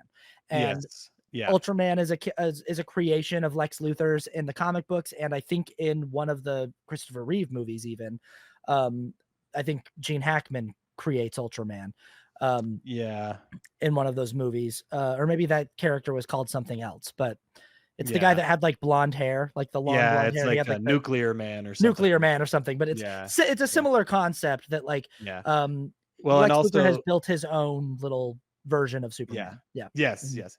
Yeah. There's also his girlfriend Eve, who is just really, kind of like a dumb blonde stereotype. She's taking selfies the whole time, which I again will come up later. I really liked, especially on the second viewing, I was like, man, that's smart little Easter egg, that like on Yeah. because the first watch, I just kind of went like, it's a little much, James Gunn, that Superman's fighting Ultraman or the Hammer of Yeah. Yeah. Yeah. Baravia in the background, and Eve keeps taking selfies of it. And I was just like, yeah, all right, I got it. Get her out of there. Yeah. But Yeah. then on the second watch through, I was like, oh, I really like that Eve kind of turns out to be a little mastermind. I Yeah. think that Yeah. it's kind of cool. I think it's a cool payoff.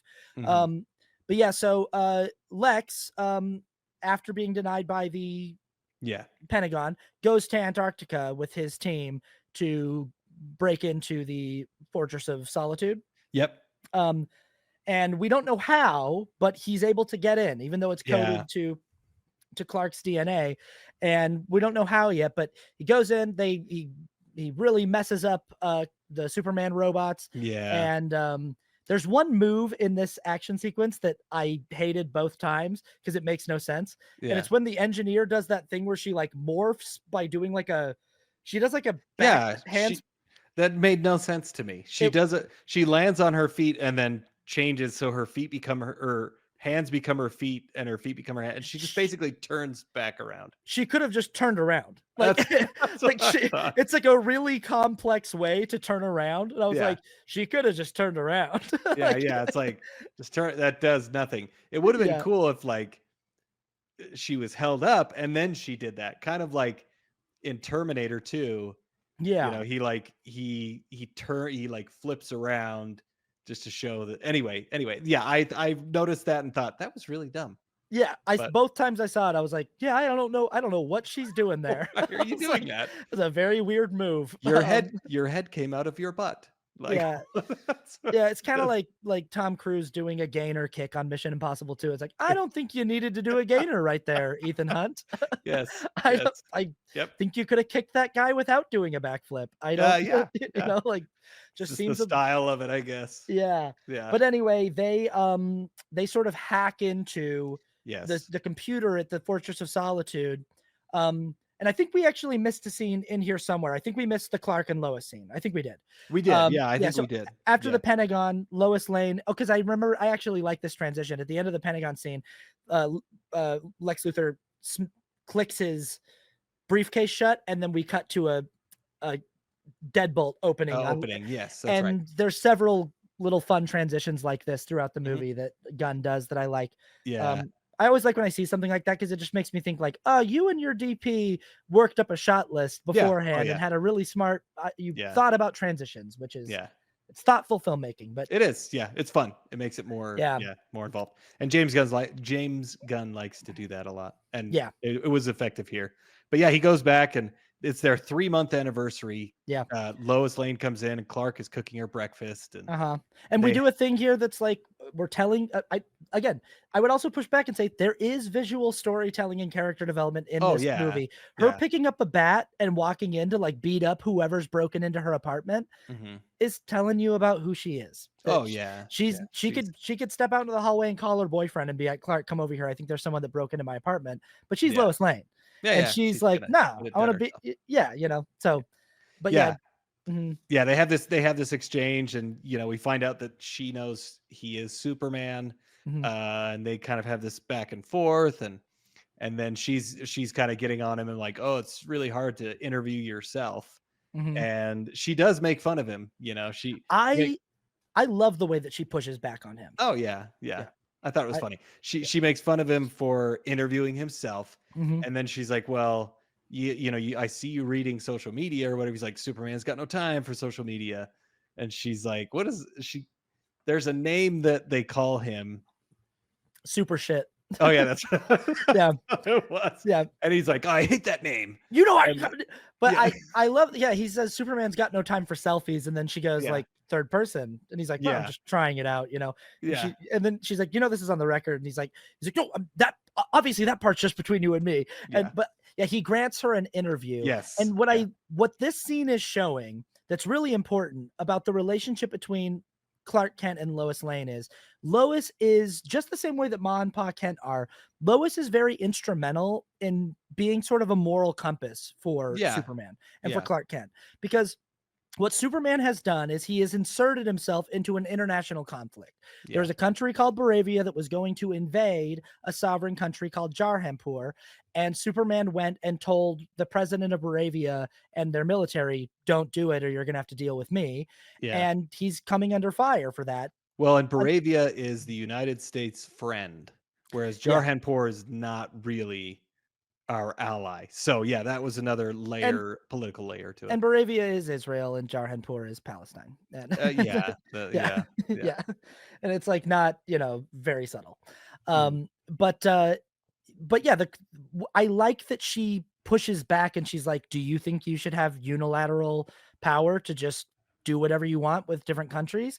And he's like, "Well, they were gonna kill people." Like he's like, Mhm. they were gonna invade a country and kill a bunch of people. So why are you fighting me on this? Mhm. And what she's saying is like, as your girlfriend and as your friend, I agree with you. But as a Right, reporter, I have to ask, like, right. do you think you should maybe be a little more thoughtful about how you're operating in the world as Superman? And I I just think this scene is really, really important that Mhm. Yeah. it shows that it's important that Lois Lane pushes back on and questions Clark's decisions because Mhm. the danger with Superman always is, and this is what Batman's always afraid of, is that if he just slips off of his moral Yeah, yeah.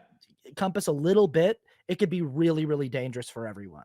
And Mhm. if he starts thinking of himself as kind of like a king who gets to rule unilaterally and gets to call shots Mhm. and doesn't have to answer to anybody, it could get really, really dangerous really quick. Yeah. And I'm glad that Lois is pushing back on him in the scene. And yeah, there's fun stuff here where she's like, a lot of people criticize you online. And he's like, well, I don't really care what they say online. And she's like, Yeah. I don't know. Some people might see you reading things and getting really upset. And he's like, well, you can't use that. Yeah, Like, yeah. yeah. Yeah. But Yeah, and he really does. He loses his temper. Well, I mean, he gets frustrated because he's thinking that she would be more easy on him, and she's yeah, not. And again, that does go into her characterization that she's gonna not gonna pull punches when it comes to her journalism, yeah, because that's what she feels is right. That's what she feels is her moral obligation, which again goes really into her characterization and who she is as a person. And like you said, it really shows Clark and Superman kind of, he should maybe question his actions a little bit in some cases. So Well, yeah, it's like he talks about how he picked up the president of Moravia, flew him out to the desert, and put him up Yeah. against a cactus and threatened him. Yeah. And she's like, "And you think that's okay?" And he's like, Well, "I she's didn't." like, "You mean torture?" Yeah, And yeah. he's like, "No," but it's like, what else is it? Yeah. Like, Yeah. and it is good that she's like, even though you didn't kill him and you didn't Yeah. seriously injure him, you've gotta think about this stuff. Mhm. And and I do, like, what he's frustrated by in this scene is like, "Why are you not back? You're my girlfriend, and I did that because he was gonna kill people, and I was Mhm. trying to serve the greater good." But what she's pushing back on is like, "I get that, but you also have to understand that, like, if like, the public's image of Superman matters, and Mhm. people Mhm. believe in you as, like, a symbol of ultimate like, an ideal to strive towards, and if you Right. fall short of that, like, you gotta Yeah. so yeah, and anyway, I really like that scene. And Yeah. then we have Lex in Antarctica. Yeah. They hack into Superman's computer, and they find out that they can find the rest of the message from Right. Jor-El and Superman's mom. Yeah, and then what happens? Because like They release that distraction into town to, that's uh, right, yeah, that's right. So they release this little kaiju thing, it's, like, really small and kinda cute, and then, like, just these henchmen release it, and they're like, "Oh, it's not very big," and it's like, "Oh, he's gonna grow," and then the next scene, he's huge, yeah. and he's like and Superman has to go and save this is a distraction for Superman at this time. I can't remember what he's trying to distract him from. It's while they're at the Fortress of Solitude trying to hack the computer, and it's gonna take a while. Oh, yeah, yeah, yeah, So that's right, that's they right. just want him in Metropolis. They don't want him That's right. there. Yeah, that's And, right. but again, this is like Lex Luthor using Superman's kindness. He just is like, "I Mhm. know if I put anyone in danger, he'll show up, and Yeah. I can," and this is a classic Lex Luthor move. But I love this. This is a great action sequence because of it's so much harder with a beast this size for Superman to try to contain the collateral damage. Mhm. And Yeah. this whole fight, he's trying to, even like the eyes up here thing, he's trying to get it to blow its fire up and not at the Yeah. buildings. Yeah. And this is where we get our great shot of him like jumping in front of that little girl, and Mhm. and we get him Saving a saving squirrel. saving a squirrel, saving a dog. Yeah. The kaiju tries to step, and he stands underneath it and holds the foot up, and there's Yeah. a dog that won't go away, and he blows the dog away with his Yeah. breath. And Yeah. then, in the middle of fighting him, we get introduced to the Justice Gang. Yes. Guy Gardner, Mr. Terrific, and Hawk Girl. Yeah, And they come in and they help him and and Superman, this is also another thing. Superman doesn't want to kill this kaiju. right. He wants to contain it so that they can study it or put it in like an intergalactic zoo, Yeah, is what he says. So he even cares about the kaiju. Like yeah, he doesn't want to kill anything. But Mr. Terrific ultimately puts his little sphere things in his stomach and it kills the kaiju. yeah. And he's pretty upset that they did that. But I also love, like, when he says, "I'm trying not to kill it," Mr. Terrific looks at him and he's like, "Come on, man." Yeah. Like, it's Yeah. like, "Dude." Yeah. And then afterward too, with Guy Gardner, he's like, "Man, I was trying not to kill him," and Guy Gardner's Yeah. like, "You wuss." Yeah, Yeah, yeah, yeah, and I gotta say, Mr. Terrific was not expecting him to be such a great character and to be like such a cool yeah, character. Yeah, yeah. I wasn't even like even from I the trailers, like I was like, "Oh, that's crazy." I So like the whole Justice Gang. I think they're fun. I I think didn't Hot Girl was a little weird, just that she like screams.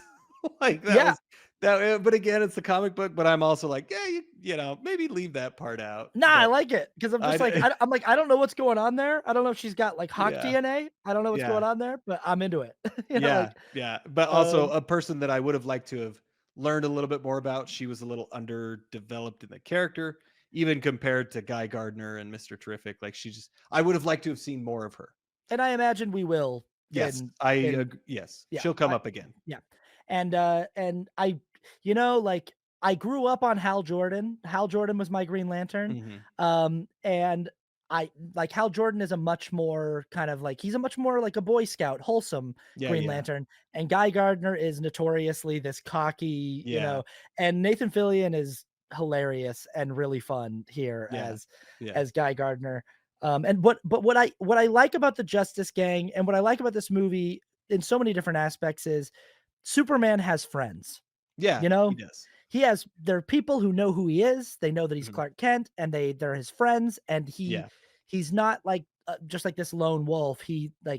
He's yeah, He's got friends who know who he is, his identity, yeah, all that. Yeah. So they all save him, and then at this point is when the news gets out that of the entire recording, which, and this is again another thing that I was like, the whole movie I thought, well, it had to have been faked, right? Like it had to have been faked. yeah. But we find out at the very end of the movie, it's because they never say that it isn't.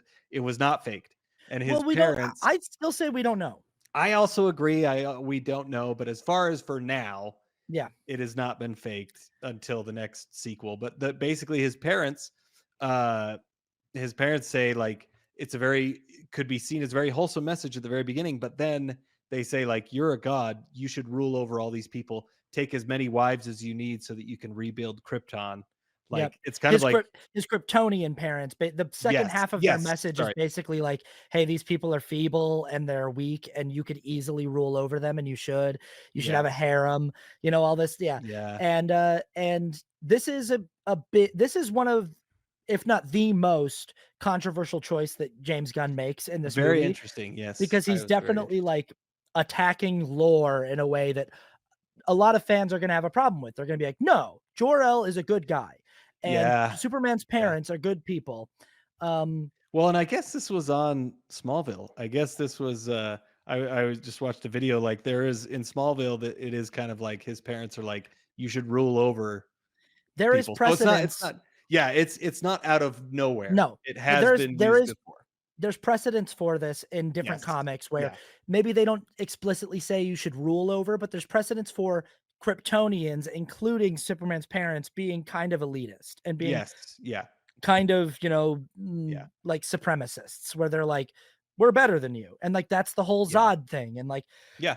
you know, and I think that's another thing that makes Superman a really interesting character is that the Cla I said this in a video today. Clark Kent is just as much a product of humanity as Superman is a product of Krypton. Like, I Yeah. think a lot of people Yeah. find him not relatable because they're like, well, all of his power comes from him being an alien from another planet. Why would I relate to Yeah. that? It's like, Yeah. no, but he's a human who was raised by humans, Yeah. and Yeah. his real power is his kindness and Yeah. the Yeah. way, like His humanity. yeah. Yeah. And it's those, like, his physical power comes from him being a Kryptonian, but his heart comes from him being human. Mhm. And Mhm. but yeah, it's pretty devastating for Clark to find out the rest of this message that he sort of based his whole Yeah. identity on for the longest time, to find out that his parents wanted him to, and there's like a uh he talks to the Justice Gang, and they're like, "What the heck, man? What we go?" Yeah. But Yeah. he's like, "I didn't know that," And then Yeah. somebody goes, "How'd they get the message?" And then he realizes, "Oh my gosh!" So Yeah. he flies, and I love this shot of him Yeah. flying so fast back to Antarctica, and he's flying through like clouds, and Mhm. there's like fast motion splats of like rain getting, I thought this Mhm. was cool. Yeah. Yeah. Yeah. Um, and I love this whole sequence where he gets back to the Fortress of Solitude, finds Four, who is like trying to kill himself, jamming a Yeah. screwdriver in his Screwdriver in head. his head. Yeah. Four tells him, like that, and he realizes like, okay, they broke into my fortress. I don't know how they got in. And then the next scene is him showing up at LexCorp Yeah. Pretty cool. to get his dog, and Yeah. this scene's awesome. Like, and again, I love that this scene shows restraint from him, because even Yeah. though Yeah. he's doing like an intimidation act, he's like, bro, like Yeah. I could go Well, so much harder here. yeah. I mean, he Yeah. breaks in and he throws his desk across the room. Mhm. But again, Lex is like, "You're not gonna kill me," Right. like Right. it's a good villain move because he knows what Superman's limits are, and Yeah. he is pushing him to the max. So he's pushing him, knowing that he's not going to do anything to him. But I You know? love this, that he's just like, "Where's the dog?" Yeah, Like, I yeah, I love that, yeah, yeah, it's yeah. great. And Lex like puts his coffee mug up, and he's like, I didn't hear what he said, but he's basically like, "I have the dog," or what? He He's says taunting Superman. "Ugly dog in a cape," and then, Oh yeah, and okay, he goes, that's "What'd what you say?" And he goes, "Nothing. I didn't say I anything." didn't say Yeah. anything. You saw I Yeah. didn't say anything. Yeah. Yeah. And Superman, and Evie, the girlfriend, is filming with her Yeah. phone. She's Yeah. always like kind of taking selfies and documenting things. But yeah, then pretty much immediately public opinion shifts and everyone's like, "Wow, I hate Superman." Yeah. I saw a lot of people online going, "I didn't like this. I didn't like how quickly everyone just turned on Superman and accepted that as real." And I was like, again, I think this is a pretty intentional commentary that James Gunn is making about the world that we live in, that people accept information that is fed to them on TV so uncritically, so quickly. People will turn on people that they love so fast from hearing one story that's like completely unverified. And I think a big theme in this movie is, even though Lex Luthor is saying this message has been verified, even though Mr. Terrific says it's been verified, I think it's intentional that it's in a language that we don't speak, that's made up, that we can't know what the message actually says. Mhm. We don't even know if that's actually Jor-El. That could be Right. Zod. We don't, like Yeah. we don't know so many things about this message. Yeah. I think, So, I still I get what you're saying. I don't know if yeah, I totally agree with it though, as far as because I this also bugged me because I mean it gets into it's the comic book nature of it, which is like everybody turns against him. Now, yeah, one person says something in the real world, but there's always a counterculture. There's right. always people who will die, defend someone to their dying day, whether they're innocent or guilty. Yeah. That's just how it will be. This everybody turned on him, and I I was don't like, I you don't should think have. so. I I feel think like I we still well see the every people who are, yeah, but we yeah. see a few people like everybody in the public kind of The does. I think, like, the shallow, like, Beck Bennett's character, like, takes his Superman pin off, and it's like, yeah, that character is supposed to be Yeah, kind of like a vapid, right, right, shallow guy. But, right. like, like, I don't think Jimmy turns on Superman. I don't th No, but I like, also I would have liked to have seen more because the characters that we know yeah, are for him, which I get. I would have liked to have seen like more debate, on TV of people like, no, maybe it's not real, like just because yeah. that is like I just feel like it was too universal. I think Uh the commentary that James Gunn is making and being heavy-handed with, but the whole movie's heavy-handed, is like, this is a part of our culture, is like someone can be as yeah, big and yeah. influential as Superman, Well, and people see one thing and they just go like, "Ah, I always hated that guy." yeah, And well, yeah, and it happened to him. So yeah, I do agree. I think he is yeah, making a commentary on it. I think he's a yeah, little heavy-handed on it.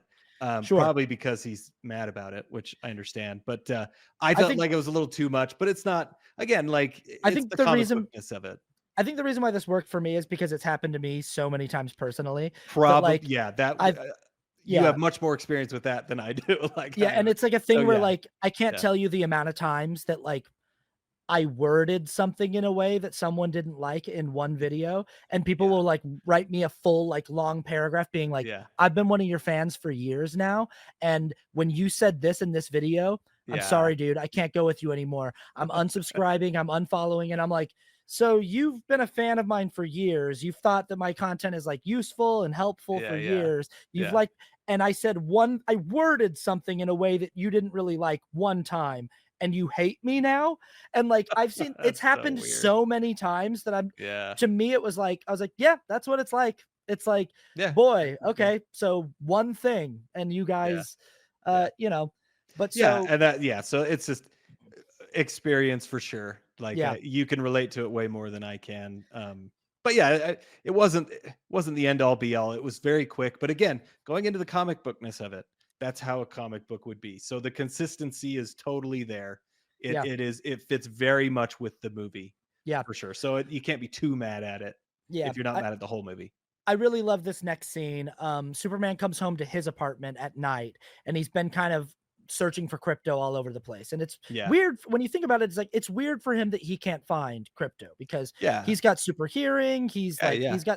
he should be able to find this dog, and so he's like really distraught and really discouraged. And he comes home, and I love this scene that in the background the Justice Gang is Yeah. fighting this like and I just love that like Guy Gardner's got like a giant baseball bat that Oh, he's yeah. just like He's hitting smacking it. hitting Yeah. this thing with, and Superman's just like all bummed out, and Lois Lane's at his apartment, and there's all these little visual details. Again, I think James Gunn's got a lot of really good visual storytelling in this movie. Mhm. There's a little visual detail where on Superman's phone it says 22 missed calls from Ma, and Oh. like to me it's like they saw the news, obviously, and his parents have been trying to call him all day long to just be Mhm. like, honey, it's okay. Like, we Right, still love right. you. Yeah, And I love that.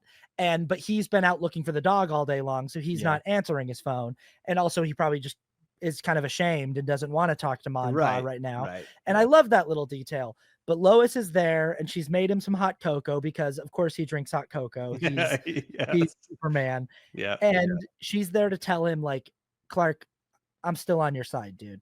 yeah, Um, yeah. and And this was a good scene. It was, but, like, the emotion was, I felt was done very well. And it's also it wasn't too cheesy in the fact that, like, Lois doesn't say, like, "Oh, I'm wrong, I'm sorry." She, like, stands her ground, but yeah, also she's there for him, and at the end of this scene, he does say, I "I love love you. you." And what he said, I promised you I'd tell you that," or He something, says, or I should have said that a while ago. yeah, yeah, yeah. He So, goes, I love you, Lois. But I love this. Like, I also love yeah. it. She's like, should you be out there helping them? He's like, oh Yeah, no, they got it. He's yeah, like, they're good, they're yeah. good. And then she's like, well, what were you doing? He's like, I've been looking for the dog. But I love this too because she she's like, because she goes, you have a dog, and he goes, it's more of like a foster situation. He's like, he's Yeah. not even a very good dog, you know. He's just, Yeah, but I love when he goes, but he's out there somewhere and he's probably alone and yeah, scared. yeah. And David Corn Sweat's performance of that, where he's like, Mhm. he's alone and scared. Yeah, I'm just yeah, like, oh man, that yeah. is so Superman to be like, I gotta Right, find the dog. Like he's right. counting on me, you know? Yeah. And and then I even loved this that like that he's going to go turn himself in because the Yeah. Secretary of Defense has asked for Superman. And I feel like in the Zack Snyder version of Superman, he would turn himself in to be like, as an example of like deference to authority, to be like, you know what, Mhm. I'm here as a show of good faith to, but in Yeah. this one, he's only turning himself in to go find the dog. Like he's like, Yeah. he'll probably take me wherever the dog is, and then I can get the dog Yeah. back. And I like that he's still just focused on like, no, I'm not going to turn myself in while crypto's lost. I got to find Yeah. the dog. Yeah. Um, but yeah, before he leaves, he hugs Lois and tells her, "I love you," Yeah. and she doesn't say it back. Um, No, she doesn't. but I don't think he was expecting it. He kinda yeah, just told her and then just kinda goes away. yeah, Yeah. he flies away, and Yeah, he gets he his head yeah slammed into the pavement by Ultraman. by Ultraman, and then they take him on this, like, okay, so before this, there's been, like, these little portals that, the leader of Baravia is obviously working for Lex Luthor, and so we saw that they could go to these places. We find out he's in a pocket universe, and it's almost like he gets on a boat, and it's almost like the river, The river Styx. Styx. Yeah, the rivers. I was gonna say the Yes, river who is Thames, this river Styx. character that is driving this thing? I guess they made him up. It's just like some weird. I mean, so one of the theories is that, like, it's an uncompleted Superman clone. Superman clone. Yeah, and Yeah, so, but it looks a lot like just some sort of demon, weird, yeah. creepy thing. I mean, I liked it. I was like, I like these weird little Yeah, details of yeah, just it was like, fun. Gave it some, yeah, yeah, texture, and yeah. So Lex has created a pocket dimension where he yeah, keeps ex-girlfriends and reporters that are mean to him. And again, this just goes into like the pettiness and the cruelty of Lex Luthor, yeah, that yeah. he's just such a like petty, insecure for Hmm. like, it's just like that's the thing about so many billionaires in our world is it's like, with all your money, can't you just go away? Can't you just like Not care. yeah, like the fact that Elon Musk is like engaging with trolls on the internet, I'm like, buddy, if I had as much money as you, no one would ever hear from me. Like Yeah, yeah, I wouldn't be on the internet talking yeah, to yeah, trying to get into like dunking contests with trolls. What are you doing? You know, like, but that's who Lex Luthor is like yeah, he, yeah, even with all of his status and power, he's yeah. He's he- insecure. yeah, he's insecure. Yeah, and so he like shows him around, and there's all these monkeys. He's like the robot monkeys or something Uh-huh. that they're all online trashing Superman. Which my son looked at me. He's like, "What the heck was that?" And I was like, "I don't know." It's And it was trolls. funny. Yeah, it was. It's James Gunn talking Yep, about bot and farms and yep, because very yeah, much. Yeah, yeah, it's mindless, kind of like, yeah, yeah, which was funny. It yeah, was funny. It was like, well, he went there. yeah. Okay, let's do it. This is the scene in the first watch through where Adam got up and left. And Oh, was it? I think the pocket dimension with like because it's pretty weird when we go into Yeah, the yeah, like yeah, yeah. it's and when we saw the monkeys and everything, Adam was like, all right, I'm going home. Like, I just think it was like too broad Much. for Yeah. him. Yeah. But to me, I was like, oh, I totally get what James Gunn's Yeah. doing here. And Mhm. boy, they show us where crypto is, and I was like, absolutely not. Like, both thought, like, he's got crypto basically chasing digital squirrels, and the look on crypto's face looks like he's like drained of energy and like almost Mhm. being like, Yeah. and it's pretty like, emotionally effective. But Yeah. he puts Superman in a cell with Metamorpho, Yeah. who is a guy who can mold his body into different elements, including kryptonite. And so Yeah. Metamorpho makes kryptonite, makes Superman sick, and he puts Superman in a cell. And what we see across from them in the cell is Metamorpho's baby is being held hostage, and that's why Yeah. Metamorpho is not going to Yeah. let up. Do anything. Yeah. Yeah, He's gonna keep Superman down with kryptonite. So, yeah. So and now, then now Lois Lane needs to go find Superman. yeah, she needs to Mhm. find him, and then I think after this, pretty quickly, Lex Luthor comes back with the falafel cart guy. This is a detail that I saw as well. I can't remember his name. I should probably remember his name, but Superman remembers everybody's name. Yeah. He remembers the doorman at Yep. the At the Daily Daily Planet. Planet, Mhm. and he remembers this falafel guy's name, and he's like, he's just a guy, like he helped me once, This and scene broke my heart, yeah, especially the it's second time I saw it, because I yeah, didn't hear what the guy was saying the first time, but the guy is saying he just goes, "Superman, don't worry, it's okay." yeah, He goes, yeah, "Just let him kill me, it's okay." And then he goes, "It was yeah, just an honor that you ate my food that one time." It's like yeah, I was so, yeah, and I was just like, that is so heartbreaking that this guy's just like, no. And again, yeah, that's James Gunn showing us that not everyone has turned on Superman. Not right, everyone, yes, yes, oh, yeah, yeah, yeah, which he was one of the ones, and yeah. I was surprised that they did that. I was surprised because they do kill. So Lex Luthor Lex shoots this Luthor, guy in the head. yeah, he does Russian roulette. He rolls the chamber, and he shoots once, or he clicks, right, and nothing Mhm. happens. And then on the second one, it shoots him, and Lex Luthor's like, "Well, I thought that was going to go a little bit longer." He's like, "But Yeah. don't worry, I'll find somebody else to kill for you." And I mean, it's like, oh my gosh, like I can't believe he just. And I mean, the person is a Middle Eastern guy.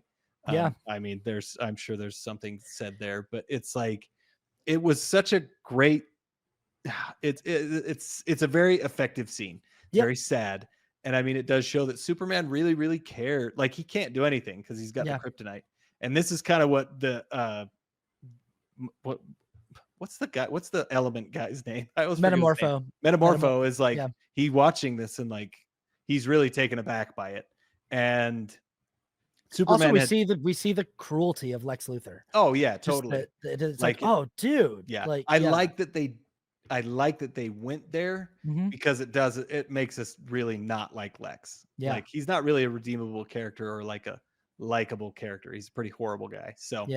um, so that yeah, and then but this is kind of what Metamorpho. This is when he changes because Superman was like, "I can save your son," and he's like, "Can you save my son?" And he's like, "Yes." But so before all this happens, Lois Lane goes to the The Hall of Justice Justice. Gang. Yeah, Yeah. to the Justice Gang, and like she has an argument with Guy Gardner, and This is a you great know, scene too. yeah, So there's a thing we find out here that this is a thing from comic books and from cartoons. It's never been in a movie. And again, this is probably a thing for a lot of people that was like, what? But it's like, hey, again, one thing that people always complain about with Superman is how come people can't tell that that he's Superman? yeah, yeah, Because he yeah, puts glasses on. yeah, And a thing that has been introduced in comics and introducing the cartoons is, what if Superman had glasses that sort of yeah, change people's perception of it, like they're like hypno glasses. And so I love the way that Guy Gardner yeah, says this to Lois Lane, that he's like, well, he got these hypno glasses on that make his face look different to you than it looks to my face. And yeah, she's like, and then she's like, listen, even if I wasn't aware of that, you shouldn't be telling me yeah, this. yeah. She's She's like, like, "So Superman is Clark Kent," and she's like, "Again, don't tell me this." yeah. And then she's also like, but she also says about Superman, she's like, golly, he has to stop trusting people. Yeah, Like, like yeah, you yeah. need, This was a great scene, and yeah. I mean, and then she makes fun of his bowl cut, which everybody is, and Oh, he's like, it's great. "I'll have you know that 340 women think this is pretty awesome." or whatever Yeah, he said, whatever number he yeah, says. because he says something like, like helping him should be against the something, like because Yeah, he's like, yeah. and then she's like, that bowl cut should be against the, whatever, Yeah, and then he yeah, goes, that what should be against the what? What'd you yeah, say? Is it like the Geneva Convention or Yeah, so something? yeah, Yeah, something yeah, like yeah, that. yeah. But also, uh, throughout every Justice Gang scene, we get Mhm. little banter between Hot Girl and Green Lantern about the Yeah, name that he's always like, yeah, "We're the Justice Gang," and she's like, "No, we're not. I don't yeah, like that." yeah, And then she's like, "Me and Mr. Terrific agree. It's a 2/3 majority." He's like, "Yeah, but I'm yeah, the leader." And so yeah. I rule, but so we also like know that the Justice Gang is not going to stay the Justice Gang for No, long. no. They're Well, and yeah, Yeah, Mr. Terrific actually does agree with Lois. He goes out, they get into his little flying saucer, yeah. and they find he tracks, which this was kind of funny. He's like, "Oh, I put nanites in his blood so I could track him." And she's like, "You did that? You do that to a friend?" He's like, "I did that to everybody." Yeah, And yeah, it was yeah. like, And "What?" Guy Gardner's like, Yeah. So like yeah. they track him to wherever Lex Luthor, it's like on a beach somewhere, and he I goes, love this scene. okay, this was the coolest scene for And this this is James Gunn, baby. 100% James Gunn. Yeah. Use I mean, Mhm. this is the, whistling Uh-huh, scene in Guardians of the uh-huh. Galaxy. It's it's all this. It's there's a needle drop. Yep. He's listening and he just Mr. Terrific. This is the coolest fight scene in the movie. Like this It's was my a favorite for sure. it's a oneer, Yeah, it's a oneer. It's and I love that we're seeing it kind of through Lois Lane's yeah, eyes, that yeah, she's Mr. Terrific creates this shield around yeah, him and Lois Lane, and then he steps outside the shield and fights all these Lex Luthor raptors and like, yeah, but she's just turning around and watching this all happen outside of this yeah, protective bubble to this really fun song. yeah. And Fun, yeah, fun, fun, fun, fun. fun. Yeah, I love that um, song, by the way, which is great. it's Yeah, great. And I yeah. mean, James Gunn just has great taste Oh, in music. He he knows knows how what to he's doing. Yeah, he knows how to crush a needle drop, and this yeah, is a great moment. And they follow Superman's DNA signature into this tent, and then Mr. Terrific finds out that they did indeed create a pocket universe. And I do like this commentary that he makes where he's just like, this is the kind of reckless, yeah, arrogant science yeah. that Lex Luthor specializes in, where it's like, and it also tells us more about Lex, where it's like, Mhm. if you're this much off when you're making a pocket universe, you can rip a black hole Yeah, yeah, in your universe. And he's like, it's so irresponsible, but Lex doesn't care. He just cares yeah, about like he doesn't think about consequences. He just, mhm. and Yeah, so yeah, he hacks in, he gets them into the pocket universe. At this point, Metamorpho is turning into something like a yellow sun in order yeah. to get Superman just healthy enough to break out and rescue his baby. This was I saw several people criticize this next sequence because Superman, while they're doing this escape and Mr. Terrific's trying to help them get out, Superman is like struggling. He's Oh, like yeah, yeah. struggling to fight a couple raptors, and people were like, "How come he was struggling to fight like a couple people?" I was like, Well, it's "Cause not even he's." a real sun. Yeah, Yeah, and it's like he was heavily still sick from the yeah, kryptonite poisoning. yeah, He's carrying a baby in one hand, and he's in the anti-proton river. Like he yeah, like yeah, I was like, "What do you mean? How come he yeah. was struggling?" Like it's Oh, I got why yeah, he was struggling for sure. yeah. It is kind of like I don't know, this sequence might have gone on a little too long, I think so too. but it was fun. I mean, he saves him. Again, it is a struggle for Superman, which is this whole movie, it's great. It made things hard for Superman, Yeah, and it doesn't make sense to me why people are upset with that, but you know, yeah. whatever. But it may have gone on too long. The visual effects they were good, but it also was a little distracting. But anyway, it was kind of a fun scene anyway. The So visual effects were a little bit too like the movie Pixels for me. Like, yes, yeah, that's exactly what they were. Yeah, yeah. yeah, And so it kind of it just what whoever designed that, I was like, it's a little bit like yeah. a, It's a like movie that I don't want this movie to be. yeah, yeah. Yeah. So but it was fine. He does save the baby. The baby is cute in a weird way, Mhm. like but he saves the baby. He ends up saving everybody again, and they barely get out of the pocket universe, Mhm. and the baby's okay. Metamorpho's okay, and he's really seen that, like, oh, Superman is a good guy. I need to be friends with him or Yeah. whatever. So um Superman is badly still poisoned from the, and Yes. it's nighttime, so he can't just like go out and step Yeah. into the sun. And Mr. Terrific says that if Lois Lane knows somewhere safe she can take him, that he Yeah. can take her ride. Yeah. And so she flies Superman back to Kansas to Mhm. Mon. To And Ma and Pa. And this is where we have a great, I love this sequence. yeah, This whole yeah. sequence, I Very good just, sequence. yeah. Very, I mean, ultimately it's, he has a conversation with his dad. Um, But I even like when they're bringing him into his bedroom and oh he yeah, and says then, to his mom, like, "They sent me here to rule over people, Ma." And he's yeah, just like so sad. And she's like, "It's okay, honey." She's like, "No, yeah. like, and then when like Lois is like looking at the posters on his wall Mhm. and stuff. Also, we missed something in the earlier Lois and Superman scene when Mm. they're in his apartment where she's like, we have so much. She's like, we're so different. She's like, I'm this Yeah. punk rock kid, this teenager. She's like, and you're like this, like, I don't know, dorky Boy Scout. And he's like, I'm punk rock. And Yeah. he's like, I like the Mighty Crab Joys. And she's like, the Yeah, Mighty yeah. Crab Joys are mainstream punk. She's like, and then she's like, but she says something about him that's so cool. She's like, you think everyone you've ever met is beautiful. Yeah. And he goes, well, maybe that's the new punk rock. Yeah. And I did like that. Yeah. and so she's looking at these posters on his wall, and I like how much she's understanding in this moment, like who he is. That Yeah. you know, he's got like a sports banner for the Smallville Giants, and he's got Yeah. like a poster for the Mighty Crab Joys on his Yeah. wall, and and yeah, in the morning he goes out and he's eating cereal, and he has this Yeah. just lovely scene with his dad. Yeah, and I mean, this is very, good scene. I do have to say, and maybe on a second viewing, I would disagree. I thought it was good. It didn't hit as hard as I was hoping it would.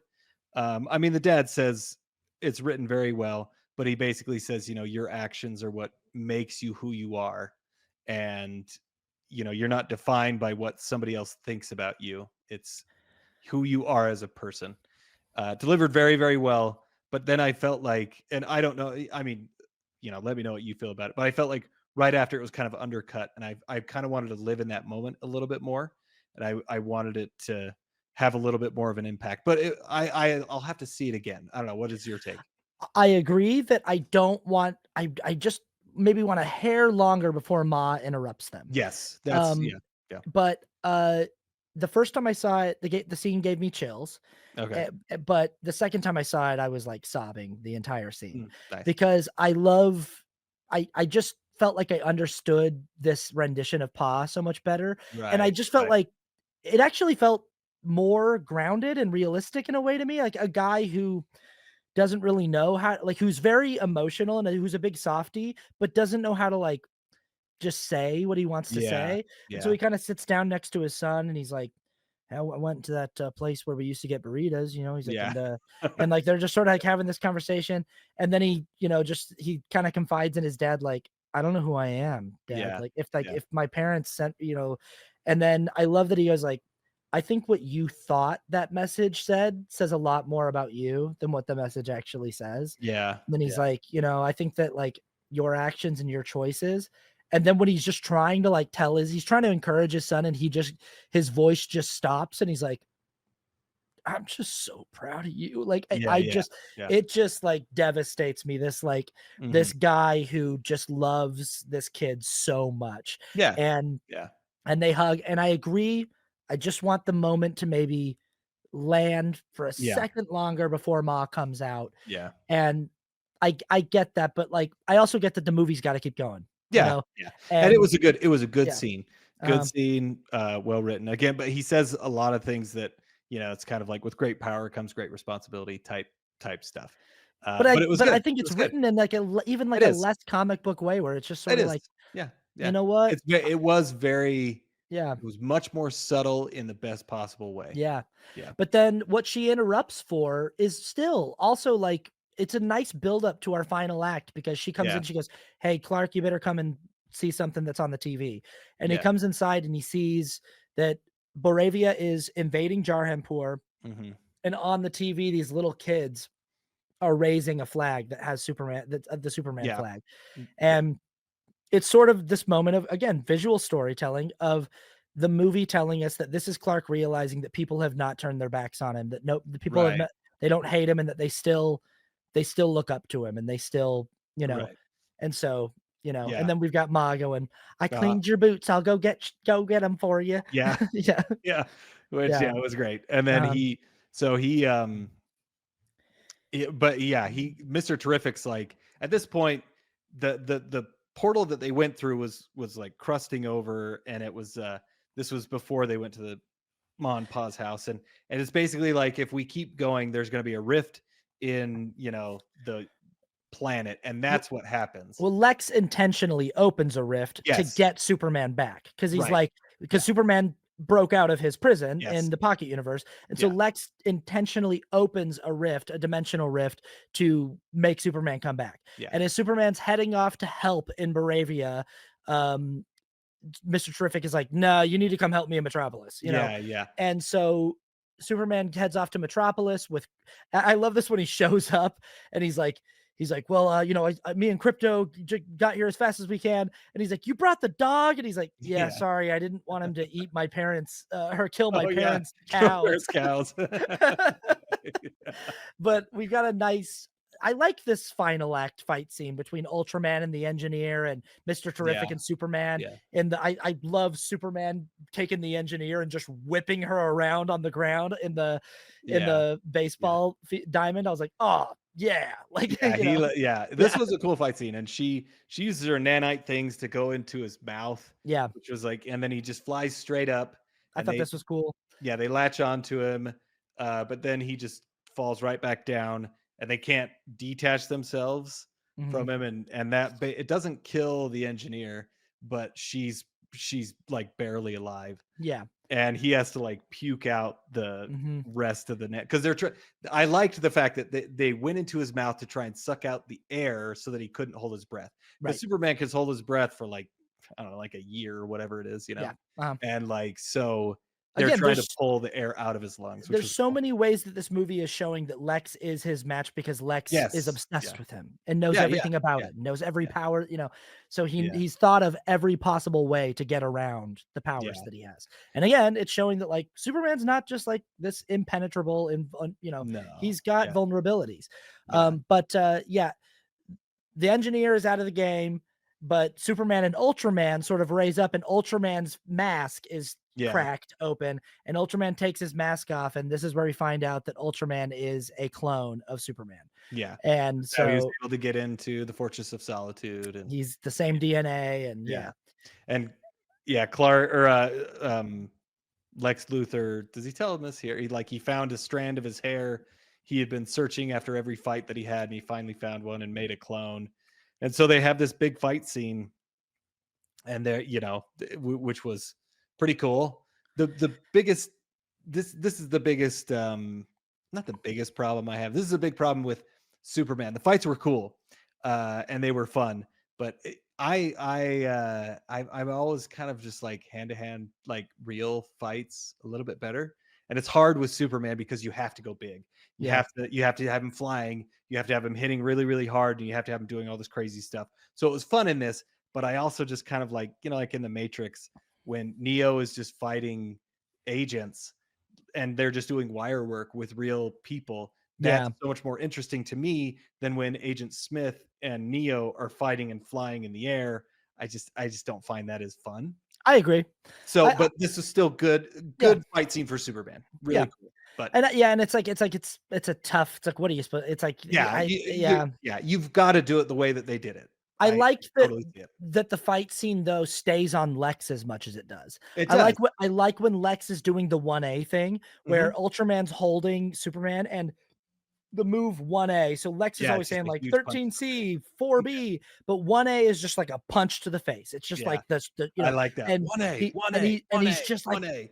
and we're just staying with him that he's just like, just punch him in the face, Yeah. and it's just like you see Lex's hatred in that moment. Yeah.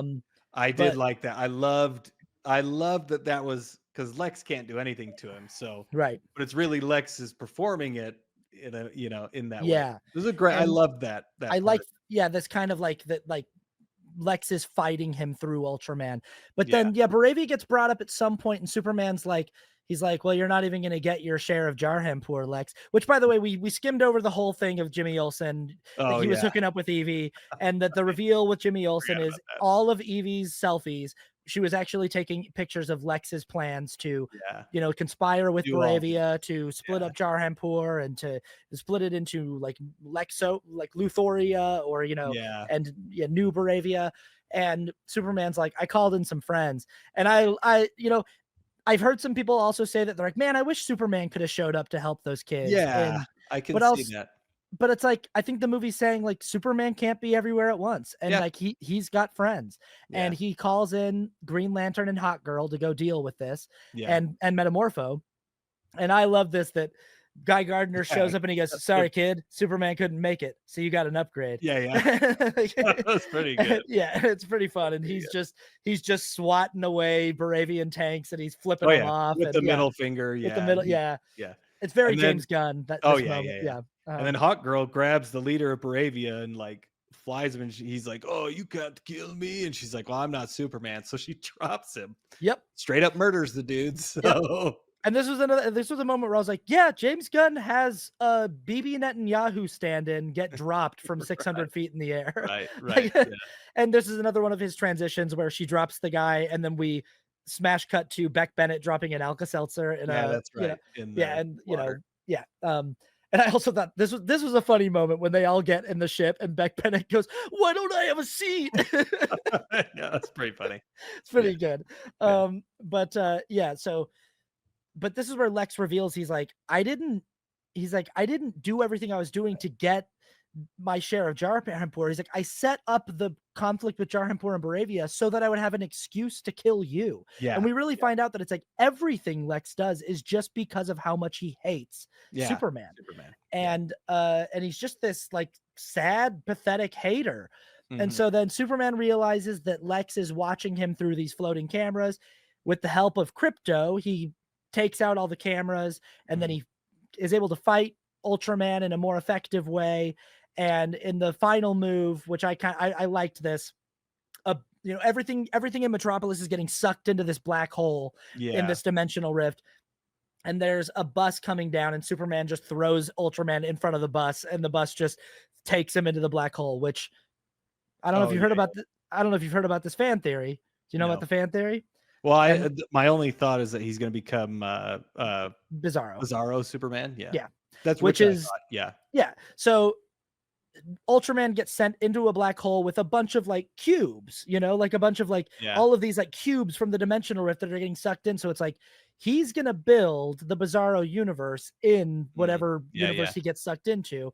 And even people have said that there are comic books where the Bizarro universe, Earth is a cube, and instead of a sphere.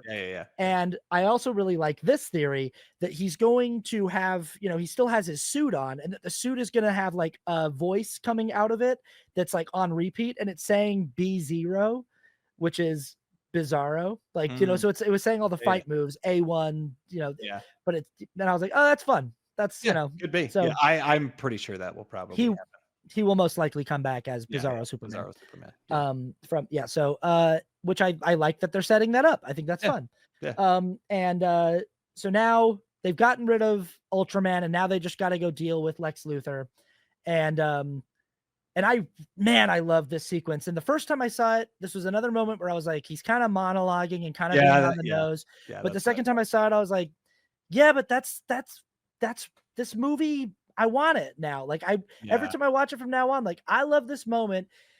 Lex Luthor's trying to escape through one of his little portals, and Superman blasts in through the window and just like jacks him into the wall. But again, it's like the restraint of Superman to be like, I could have hit you a lot harder than that, And he just kind of knocks him over, and then Lex Luthor's like, you stupid alien. And he's like, you know what, man? That's where you got me wrong.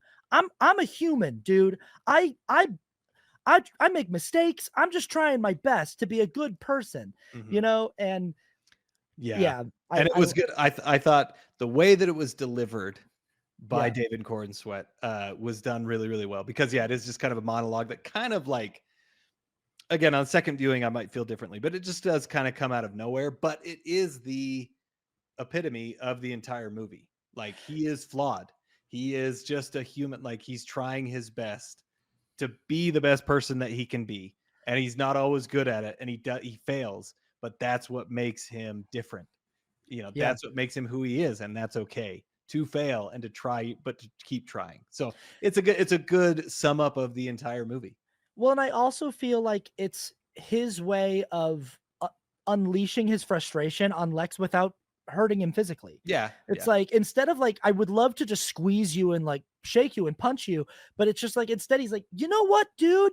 Like, I'm trying my best here and yeah, I haven't done yeah, anything to you and I could hurt you so much worse. And he's like, yeah, and I'm just trying to be a nice guy. And Lex's response to him is, you're so pompous. You're so yeah, arrogant. And it's like, cool, man. Because he also goes, he's like, and I hope you recognize that me trying to be nice is my greatest weakness yeah, and my greatest strength. And it's also yours. Like, yeah, and he's like, and for the sake of humanity, I hope you realize that too. And Superman doesn't want to hurt Lex Luthor here, but Crypto does. And yeah, Crypto flies in and just has a little like the Hulk yeah, yeah. or with Loki with Loki yeah, moment. yeah, And it's really fun and nice. And I like that Superman just kind of goes like, come on, dude, to Crypto. yeah, Um, yeah. but Yeah, yeah. they take him out, and that's I mean that he goes and he sees Lois, and they have he's like, oh, can I give you an interview? And they go and they kiss, and she says I love you back to him, Mhm. and then Perry says, how long have they been hooking up? oh yeah, yeah, they're Yeah. like, yeah, I don't know, it's been a few months now, yeah, Yeah. and everybody's saved, and then how Lex does is, is that what it ends or well, we go back to the fortress, and this is just, I oh that's mean, right, this is this is, just kind of a so yeah, but I talked about this at the beginning of the movie. I just love the way that this book ends the film, that we start the film with Clark at the Fortress of Solitude and mhm. the robot saying he likes to watch this video of his parents. It Oh soothes him. yes, yeah, yeah, yeah, And he's back in the Fortress of Solitude, and he's talking to Four, and yeah, there's a lot in this scene that I really love. Four yeah, says, "Do you ever think you'd maybe want to give me a name?" And he goes, "Four's a name," and he goes, well, "So is Gary," you yeah, know, which is funny. But yeah. the very next time he addresses Four in the scene, he says, "Sure, Gary, that'd be nice." Oh, nice. I And it missed that. shows I that missed that. immediately Yeah. that Clark is like, he's like, "Hey, if you want to be called Gary, I'll call you Gary." Yeah. But Yeah. what we get here is the big tease for the movie that's coming out next year, Yeah. because Kara shows up, or whatever Mhm. her is that her name? Yeah, Kara, I think. Yeah. Supergirl shows up, Yeah. and it's his cousin, and we find out that Crypto is her dog. Yeah. And he was just dog sitting for his cousin. Yeah. And that almost makes it even more sweet that he was just like, Yeah. she's just trying to take, and Yeah. and He then he cared so much sees, about the dog. yeah, Yeah. and he sees that his cousin is like doesn't discipline the dog at all. And he's like, well, this is why the dog is so Yeah. poorly Yeah. behaved, because Yeah. uh Yeah. yeah, Gary's really like, yeah. yeah, it's pretty funny. Yeah. Yeah, and that's a good moment. And then she takes off. She's like, "Well, see you later," Yeah. And she was like off getting drunk on planets with red suns because Yeah. they can metabolize drugs and alcohol Alcohol. better. Yeah. Um, and uh, and she flies away. And then I just was sobbing in my chair the second time I saw this movie, Right. and even the first time. Um, Four, who is now Gary, says, "Should I put on the video of your parents to soothe you?" And he goes, "Yeah, Gary, I think that'd be nice." And he leans back in his chair, and Gary puts on home videos of Yeah. Ma and Pa Kent raising Mhm. Superman, and the song "Punk Rocker" Yeah. plays, but that it's by a band. I can't remember the band, but Iggy Pop is singing it. Oh, is And it? Oh, okay. Okay. yeah, it's the band is Teddy Bears featuring Iggy Pop. But what I love about this song too Oh, is okay. Okay. it's like a very like mainstream pop punk sound, Yeah. Yeah. Yeah. and Yeah. it's like a very like Superman sound, Mhm. and it's such a like James Gunn ending, but it's also Yeah. so emotionally impactful to Yeah. be like at the end of the movie, put on the videos of my parents, and it's Ma and Pa Kent, Yeah. The new lift. punk rock is being nice. Yep, yep, and Yeah. it's just him just smiling at home videos of him and his parents, Yeah. and that's the end of the movie, and it's just like, Yeah. yeah, It's I good. just think it's such a, like, lovely bookend. Yeah. Yeah, it's good. It's Yeah, good. That's the movie. All right. that's the movie. That was a longer one, but boy, That was. I could talk about this movie forever and ever and ever. So, okay, we're obviously gonna have slightly different scores here, but let's Yes. get into our scores. Um, if it's your first time watching our show, we score things out of 10, 10 being the best. We give a technical rating. That's just for all of the nuts and bolts of the filmmaking, the cinematography, the writing, the acting, the musical score, the effects, everything like that. We give a score for the ending. How well did the movie wrap things up? How well did it stick the landing? We give a score for rewatchability. We give a score for cultural impact and significance, and we give a subjective score. So, Kramer, what is your technical rating for James Gunn's Superman? My technical rating I gave a 7.5. I think it was done very, very well. This is the movie that James Gunn wanted to make. Mhm. I think I have only seen this once, and I'm definitely open to seeing it again. Maybe my scores will change after. I mean, even just talking to you, it's Mhm. like realize, but I realize most of this stuff anyway. It's really well made, very James Gunn.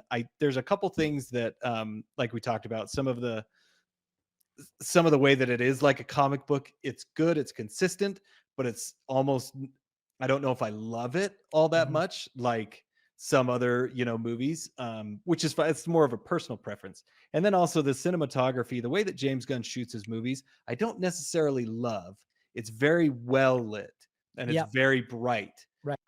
and sometimes that's again a personal preference that I just Yeah. don't really love. But also it is a technical style that I don't really love. So I think there's a few points off for those little things, but still just an extremely solid movie. Yeah, I think if I had given a technical rating after my first viewing, I Right, probably right. would have been 7.58, somewhere in there, Yeah, that yeah, range. yeah. I probably would have been very similar. Mhm. Because I definitely was like, "Oh, I really enjoyed that," and I definitely had a handful of things that I was like, not sure Yeah. about that. Yeah, yeah, yeah. And every single thing that I wasn't really sure if I liked on the first viewing, it all worked for me on the second viewing. And not only did it work for me, I was like, it works so well. And so I was still going over the film after the second time I saw it and being like, okay, surely there's things in there that I still am like, eh. Right, right. And like maybe there's like one or two, but for the most part, I'm kind of like, my goodness, I think he might have kind of knocked this one out of the park. And so it's a Nice. 10 out of 10 for me, technical. I Right? kind of think he just did such solid justice to the source material, Mhm. and everything that I was having a hard time adjusting to on the first watch, on the second watch was like, no, if it should be that. Like, that's right. Yeah, That's yeah. for in this movie, in this world, that's exactly what that should be. And I really think that this movie is going to continue to Mhm. grow on people and continue to like, I think as time goes on, more and more people are going to be like, yeah, that's a pretty special movie. Yeah, yeah, yeah, Um, yeah. it's just that like on first seeing it, it's like I think we're just so used to Superman movies Yeah, not really working that yeah. we're like looking for the stuff that's, but Mhm. Yeah. that's my thought. The ending Right. for you. The ending, same thing. I did 7.5 for Mhm. many of the same reasons. One of the ones that I talked about, the fight was good, but I personally kind of like the more hand to hand or real fights a little bit better. But really good. Also, just oh man, there was another part that the post credit scenes. You don't need to watch those, by the way. It's just Superman There and Crypto looking out. Like it's good to see them, but you could also wait till it comes out yeah, and then just those watch are it on Max. for for the fans because that's Yeah. like that's my like stuff like that. I'm like, I like that stuff. Yeah, You know? no, it was good. It was Yeah. like fine, but also like, Yeah. oh man, I gotta wait through the credits. I thought it was gonna Yeah. be something else. It's just really Superman and Crypto looking out on the world. And then at the very end of the post-credit scenes, it's Superman and Mr. Terrific, and Mr. Terrific is off like putting the world back together, which Yes, we Metropolis kinda split in half and they had to yeah, put it back together, and it's but off by it's like a a building's a centimeter. little off, yeah. And he's like, what'd you talk about, man? So like it's funny banter back and forth, but But I kind of wish also that was before. but this is also such a Clark Kent moment to be like, Yeah. "Man, I can be such a jerk sometimes." I And it's like, yeah, like, he's just, like, yeah, hard on himself for yeah, being like, "Ah, I shouldn't have brought that up." Like, yeah. you know? Funny. Yeah, Again, funny. Kind of wish it and wasn't a post-credit thing, but right, because we're whatever. all waiting for, like, the tease for what's Yeah. coming next, Which is and kind of what we've been conditioned for. But but I also also like, really like how self-contained this film is, that it's well, like I do. if I you just know? kind of wish that this Yeah. do a mid-credit scene. Yeah. And do this for the mid-credit scene. Yeah, don't make us And wait till the don't end of the make us wait credits for because it's yeah, not like you're yeah, doing what's Marvel doing, but it's just because that's how it's been done.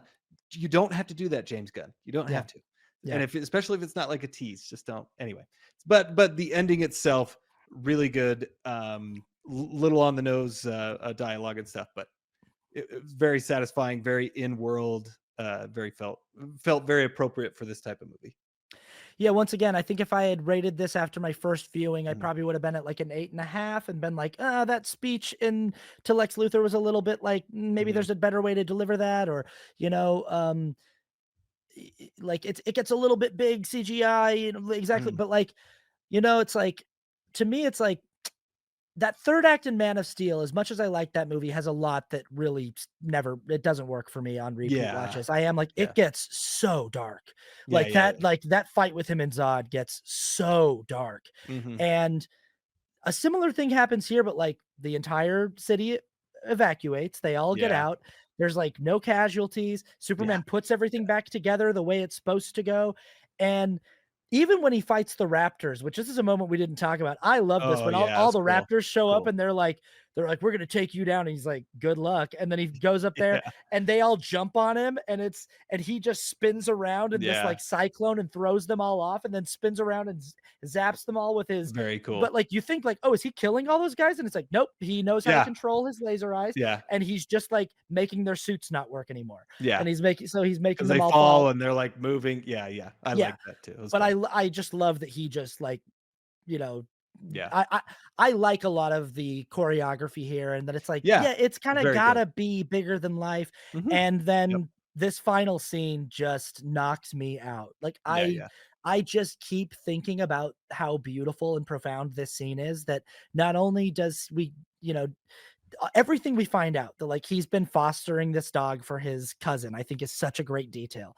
That he is willing to call for Gary immediately is such a great Yeah. detail. Yeah. And that he's chosen to switch the home videos that he watches to Ma and Pa, and that he Yeah. realizes like these are my people. This Yeah. is, Yeah. Yeah. and I'm just like, that's so 10 out of 10. Like I'm just like, you just landed that perfectly, James Gunn, Mm. in my view.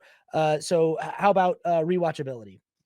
Rewatchability, I gave a 7.5. Mhm. Just kind of the same things that I have talked about. Um, but I do want to watch it again. So I should probably put it at an 8 because it's not too long. So yeah, I'll change it to an 8. I think you could watch it and find a lot more and have a lot of fun with it for sure. Yeah, I mean, I knew I needed to go watch it again because I couldn't get it out of my head, and then when I Mhm. watched it a second time, I was like, "Yeah, I'm so glad I went back," and now Nice. I'm gonna go back probably 2 more times before it leaves theaters, maybe even 1 more because Nice. I just like, after seeing it the second time, I was like, "Oh, I love everything in this movie," Mhm. and I caught so many more details on the second viewing, and I imagine that it's such a, like, full world of character details that I will just Yeah. continue to catch things on more and more viewings, and so Mhm. 10 out of 10 Nice. rewatchability for me. Nice. Um, and again, like when we were previewing this movie, I thought I would like it. I didn't think I was gonna like it this much. I'm Yeah. just like so blown away at how Yeah. much I love that. I have not been this emotionally invested in a film in a very long time. Like I am Nice. so That's good. blown away by this movie. Yeah. Um, cultural impact and significance. Yeah, I gave it an 8. I think that this, and it might even be more than that, but this will obviously starting a new cinematic universe, so the DCU. I think he did a really good job. It's doing a lot better than they thought, or doing better than they thought, and it's making a lot of money. And I think it will. This might just change superhero movies in a significant way. Of course, James Gunn has said that not all of the movies in the DCU will need to be like this. They can have their own tone and their own feeling and everything, which I think is probably a good idea. But I think this is really going to start kind of something new. So, Well, right off the bat, the marketing for the next movie is already out for Supergirl, and mhm. right off the bat, that thing that James Gunn said about, oh, like, oh, the different movies should have different tones. Mhm. I loved the initial marketing poster because the marketing for Superman was look up, and the whole Yeah, yeah, movie's about hope and kindness and how like yeah. it's punk rock to be kind, it's punk rock to be nice, it's cool to try to be a good person. Mhm. And so it's all about like look up, like believe in goodness, believe in kindness. The Supergirl poster, it says look up, but it's spray painted over, and up is spray painted over and it says out, and the Yeah. marketing is look out. And Yeah, I'm yeah. like, that's awesome. Like Yeah, that's that was just like pretty good. so Yeah, smart to be yeah. like that was our first movie, and it's like really hopeful. Supergirl's gonna be different. Like Mhm. Supergirl's gonna be more, Mhm. like Yeah, watch out. And yeah. so I'm like, okay, that's really fun. Yeah, cultural impact for me is probably like an 8.5, and in time it could go up to like a 9 Yeah. because uh I do think that I think this is the best Superman movie ever made, and I think that with time, it's going to more and more be like I think more and more people are going to consider it that. And Superman is like such a big character in the cultural consciousness that it Mhm. matters when people get it right, Mhm. especially like how often it just isn't quite right. How Right, often right. it's handled the characters handled kind of poorly, or Mhm. is like it's almost there but not quite. And I think it matters a lot when we see it done so well. And Yeah. I think it's hard to kind of see it right now, but I really believe that in 5 years, in 10 years, in 15 years, this movie's gonna be in that conversation of, like, greatest superhero movies ever made, because I think it also, like, what it's done to revitalize so many people's interest in the genre. So many Mhm. people have had a lot of fatigue with this genre, and I Mhm. keep seeing more and more people be like, "This got me back into superhero movies." Like, this Mhm. instantly revitalized my interest in, Mhm. and I think it's I it gives me a lot of faith for the movies going forward that DC's that gonna make under the Mhm. kind of umbrella direction of James Gunn. Yeah. So I think that it's pretty big. And Mhm. then subjective score. My subjective score is a 7.5. Mhm. I can see this going up if if I see it again. But right now, really fun time, really well made. Enjoyed a lot of it. Personal preferences on some of those kind of bring it down, but it's a good movie. I'm guessing yours is a 10. You're guessing correctly. Nice. Couldn't give it any less. I just was like, I just think that he knocked it out of the park. I just think it's a absolute, kind Mhm. of like I'm just like, how'd you do that? And Yeah. it's almost like it's like the thing I was talking about at the beginning where he's doing this ode and this riff on everything that's come before. It's almost like James Gunn decided to take all of the pieces that worked from all of the because there are pieces in Right. all of these Right. different movies and all of that Mhm. work. And it's almost like he took all of them and was like, let's take everything that works and let's just put it into one movie. And then it was Yeah. like, boy, you really did that. You really like you fit it all in there. And so I absolutely love this movie. I think that it's just going to get more and more popular as time goes on. um I'm so excited to see like what Batman looks like in this universe. I'm so excited to see what Yes. the Flash looks like in this universe. I'm very interested I'm a Yeah, Batman guy, obviously, as you can yeah, see. But yeah, how are they gonna make Batman work? Because yeah. it's not the Robert Pattinson Batman. That they've already No, said that won't be that. So, but how do you make? Because if you make Batman like this, it would end up as a Joel Schumacher Batman, and I don't think anybody wants that. no. But We I don't don't think want, they're going to do that. but I you don't know think they're what gonna do that. But what I think, like Batman is Lex Luthor with a conscience, kinda, Like, yeah. and s like, in so it's like Batman has all the same misgivings about Clark that Lex Luthor has, where he's Mhm. just like, "I don't trust anybody with that much power, Yeah, dude." yeah, Like, yeah, but because Batman's a good person who, like, yeah, tries to do good things, he still admires Clark a lot. yeah, And yeah, I yeah, think that he kinda thinks like, "I wouldn't be able to be like that if I had as much power as you have." yeah. And Clark likewise admires Bruce because he's like, if I couldn't fly and didn't have super strength, there's no Yeah. way I'd be out here doing this stuff. Right, And so right. they have this mutual admiration. And I think Corin Sweat's such a good actor. It's going to be really interesting to see him Yes. play off of whoever Yeah. But I yeah. Yep, I'm very interested. They are making the Brave and the Bold, Batman the Brave and the Bold, so with Andy Muschietti as the director. So we'll see. Yeah. I'm not gonna lie, I'm worried. I was worried about this Superman as I predict, my prediction, but Yeah. I'm open to it. It could be great. I don't know. Andy Muschietti didn't really do that great with the Flash, so who knows? I Yeah. mean, it was fun, but it wasn't. His action was good, but anyway, we'll see. I am very interested to see Yeah. how Batman is in this.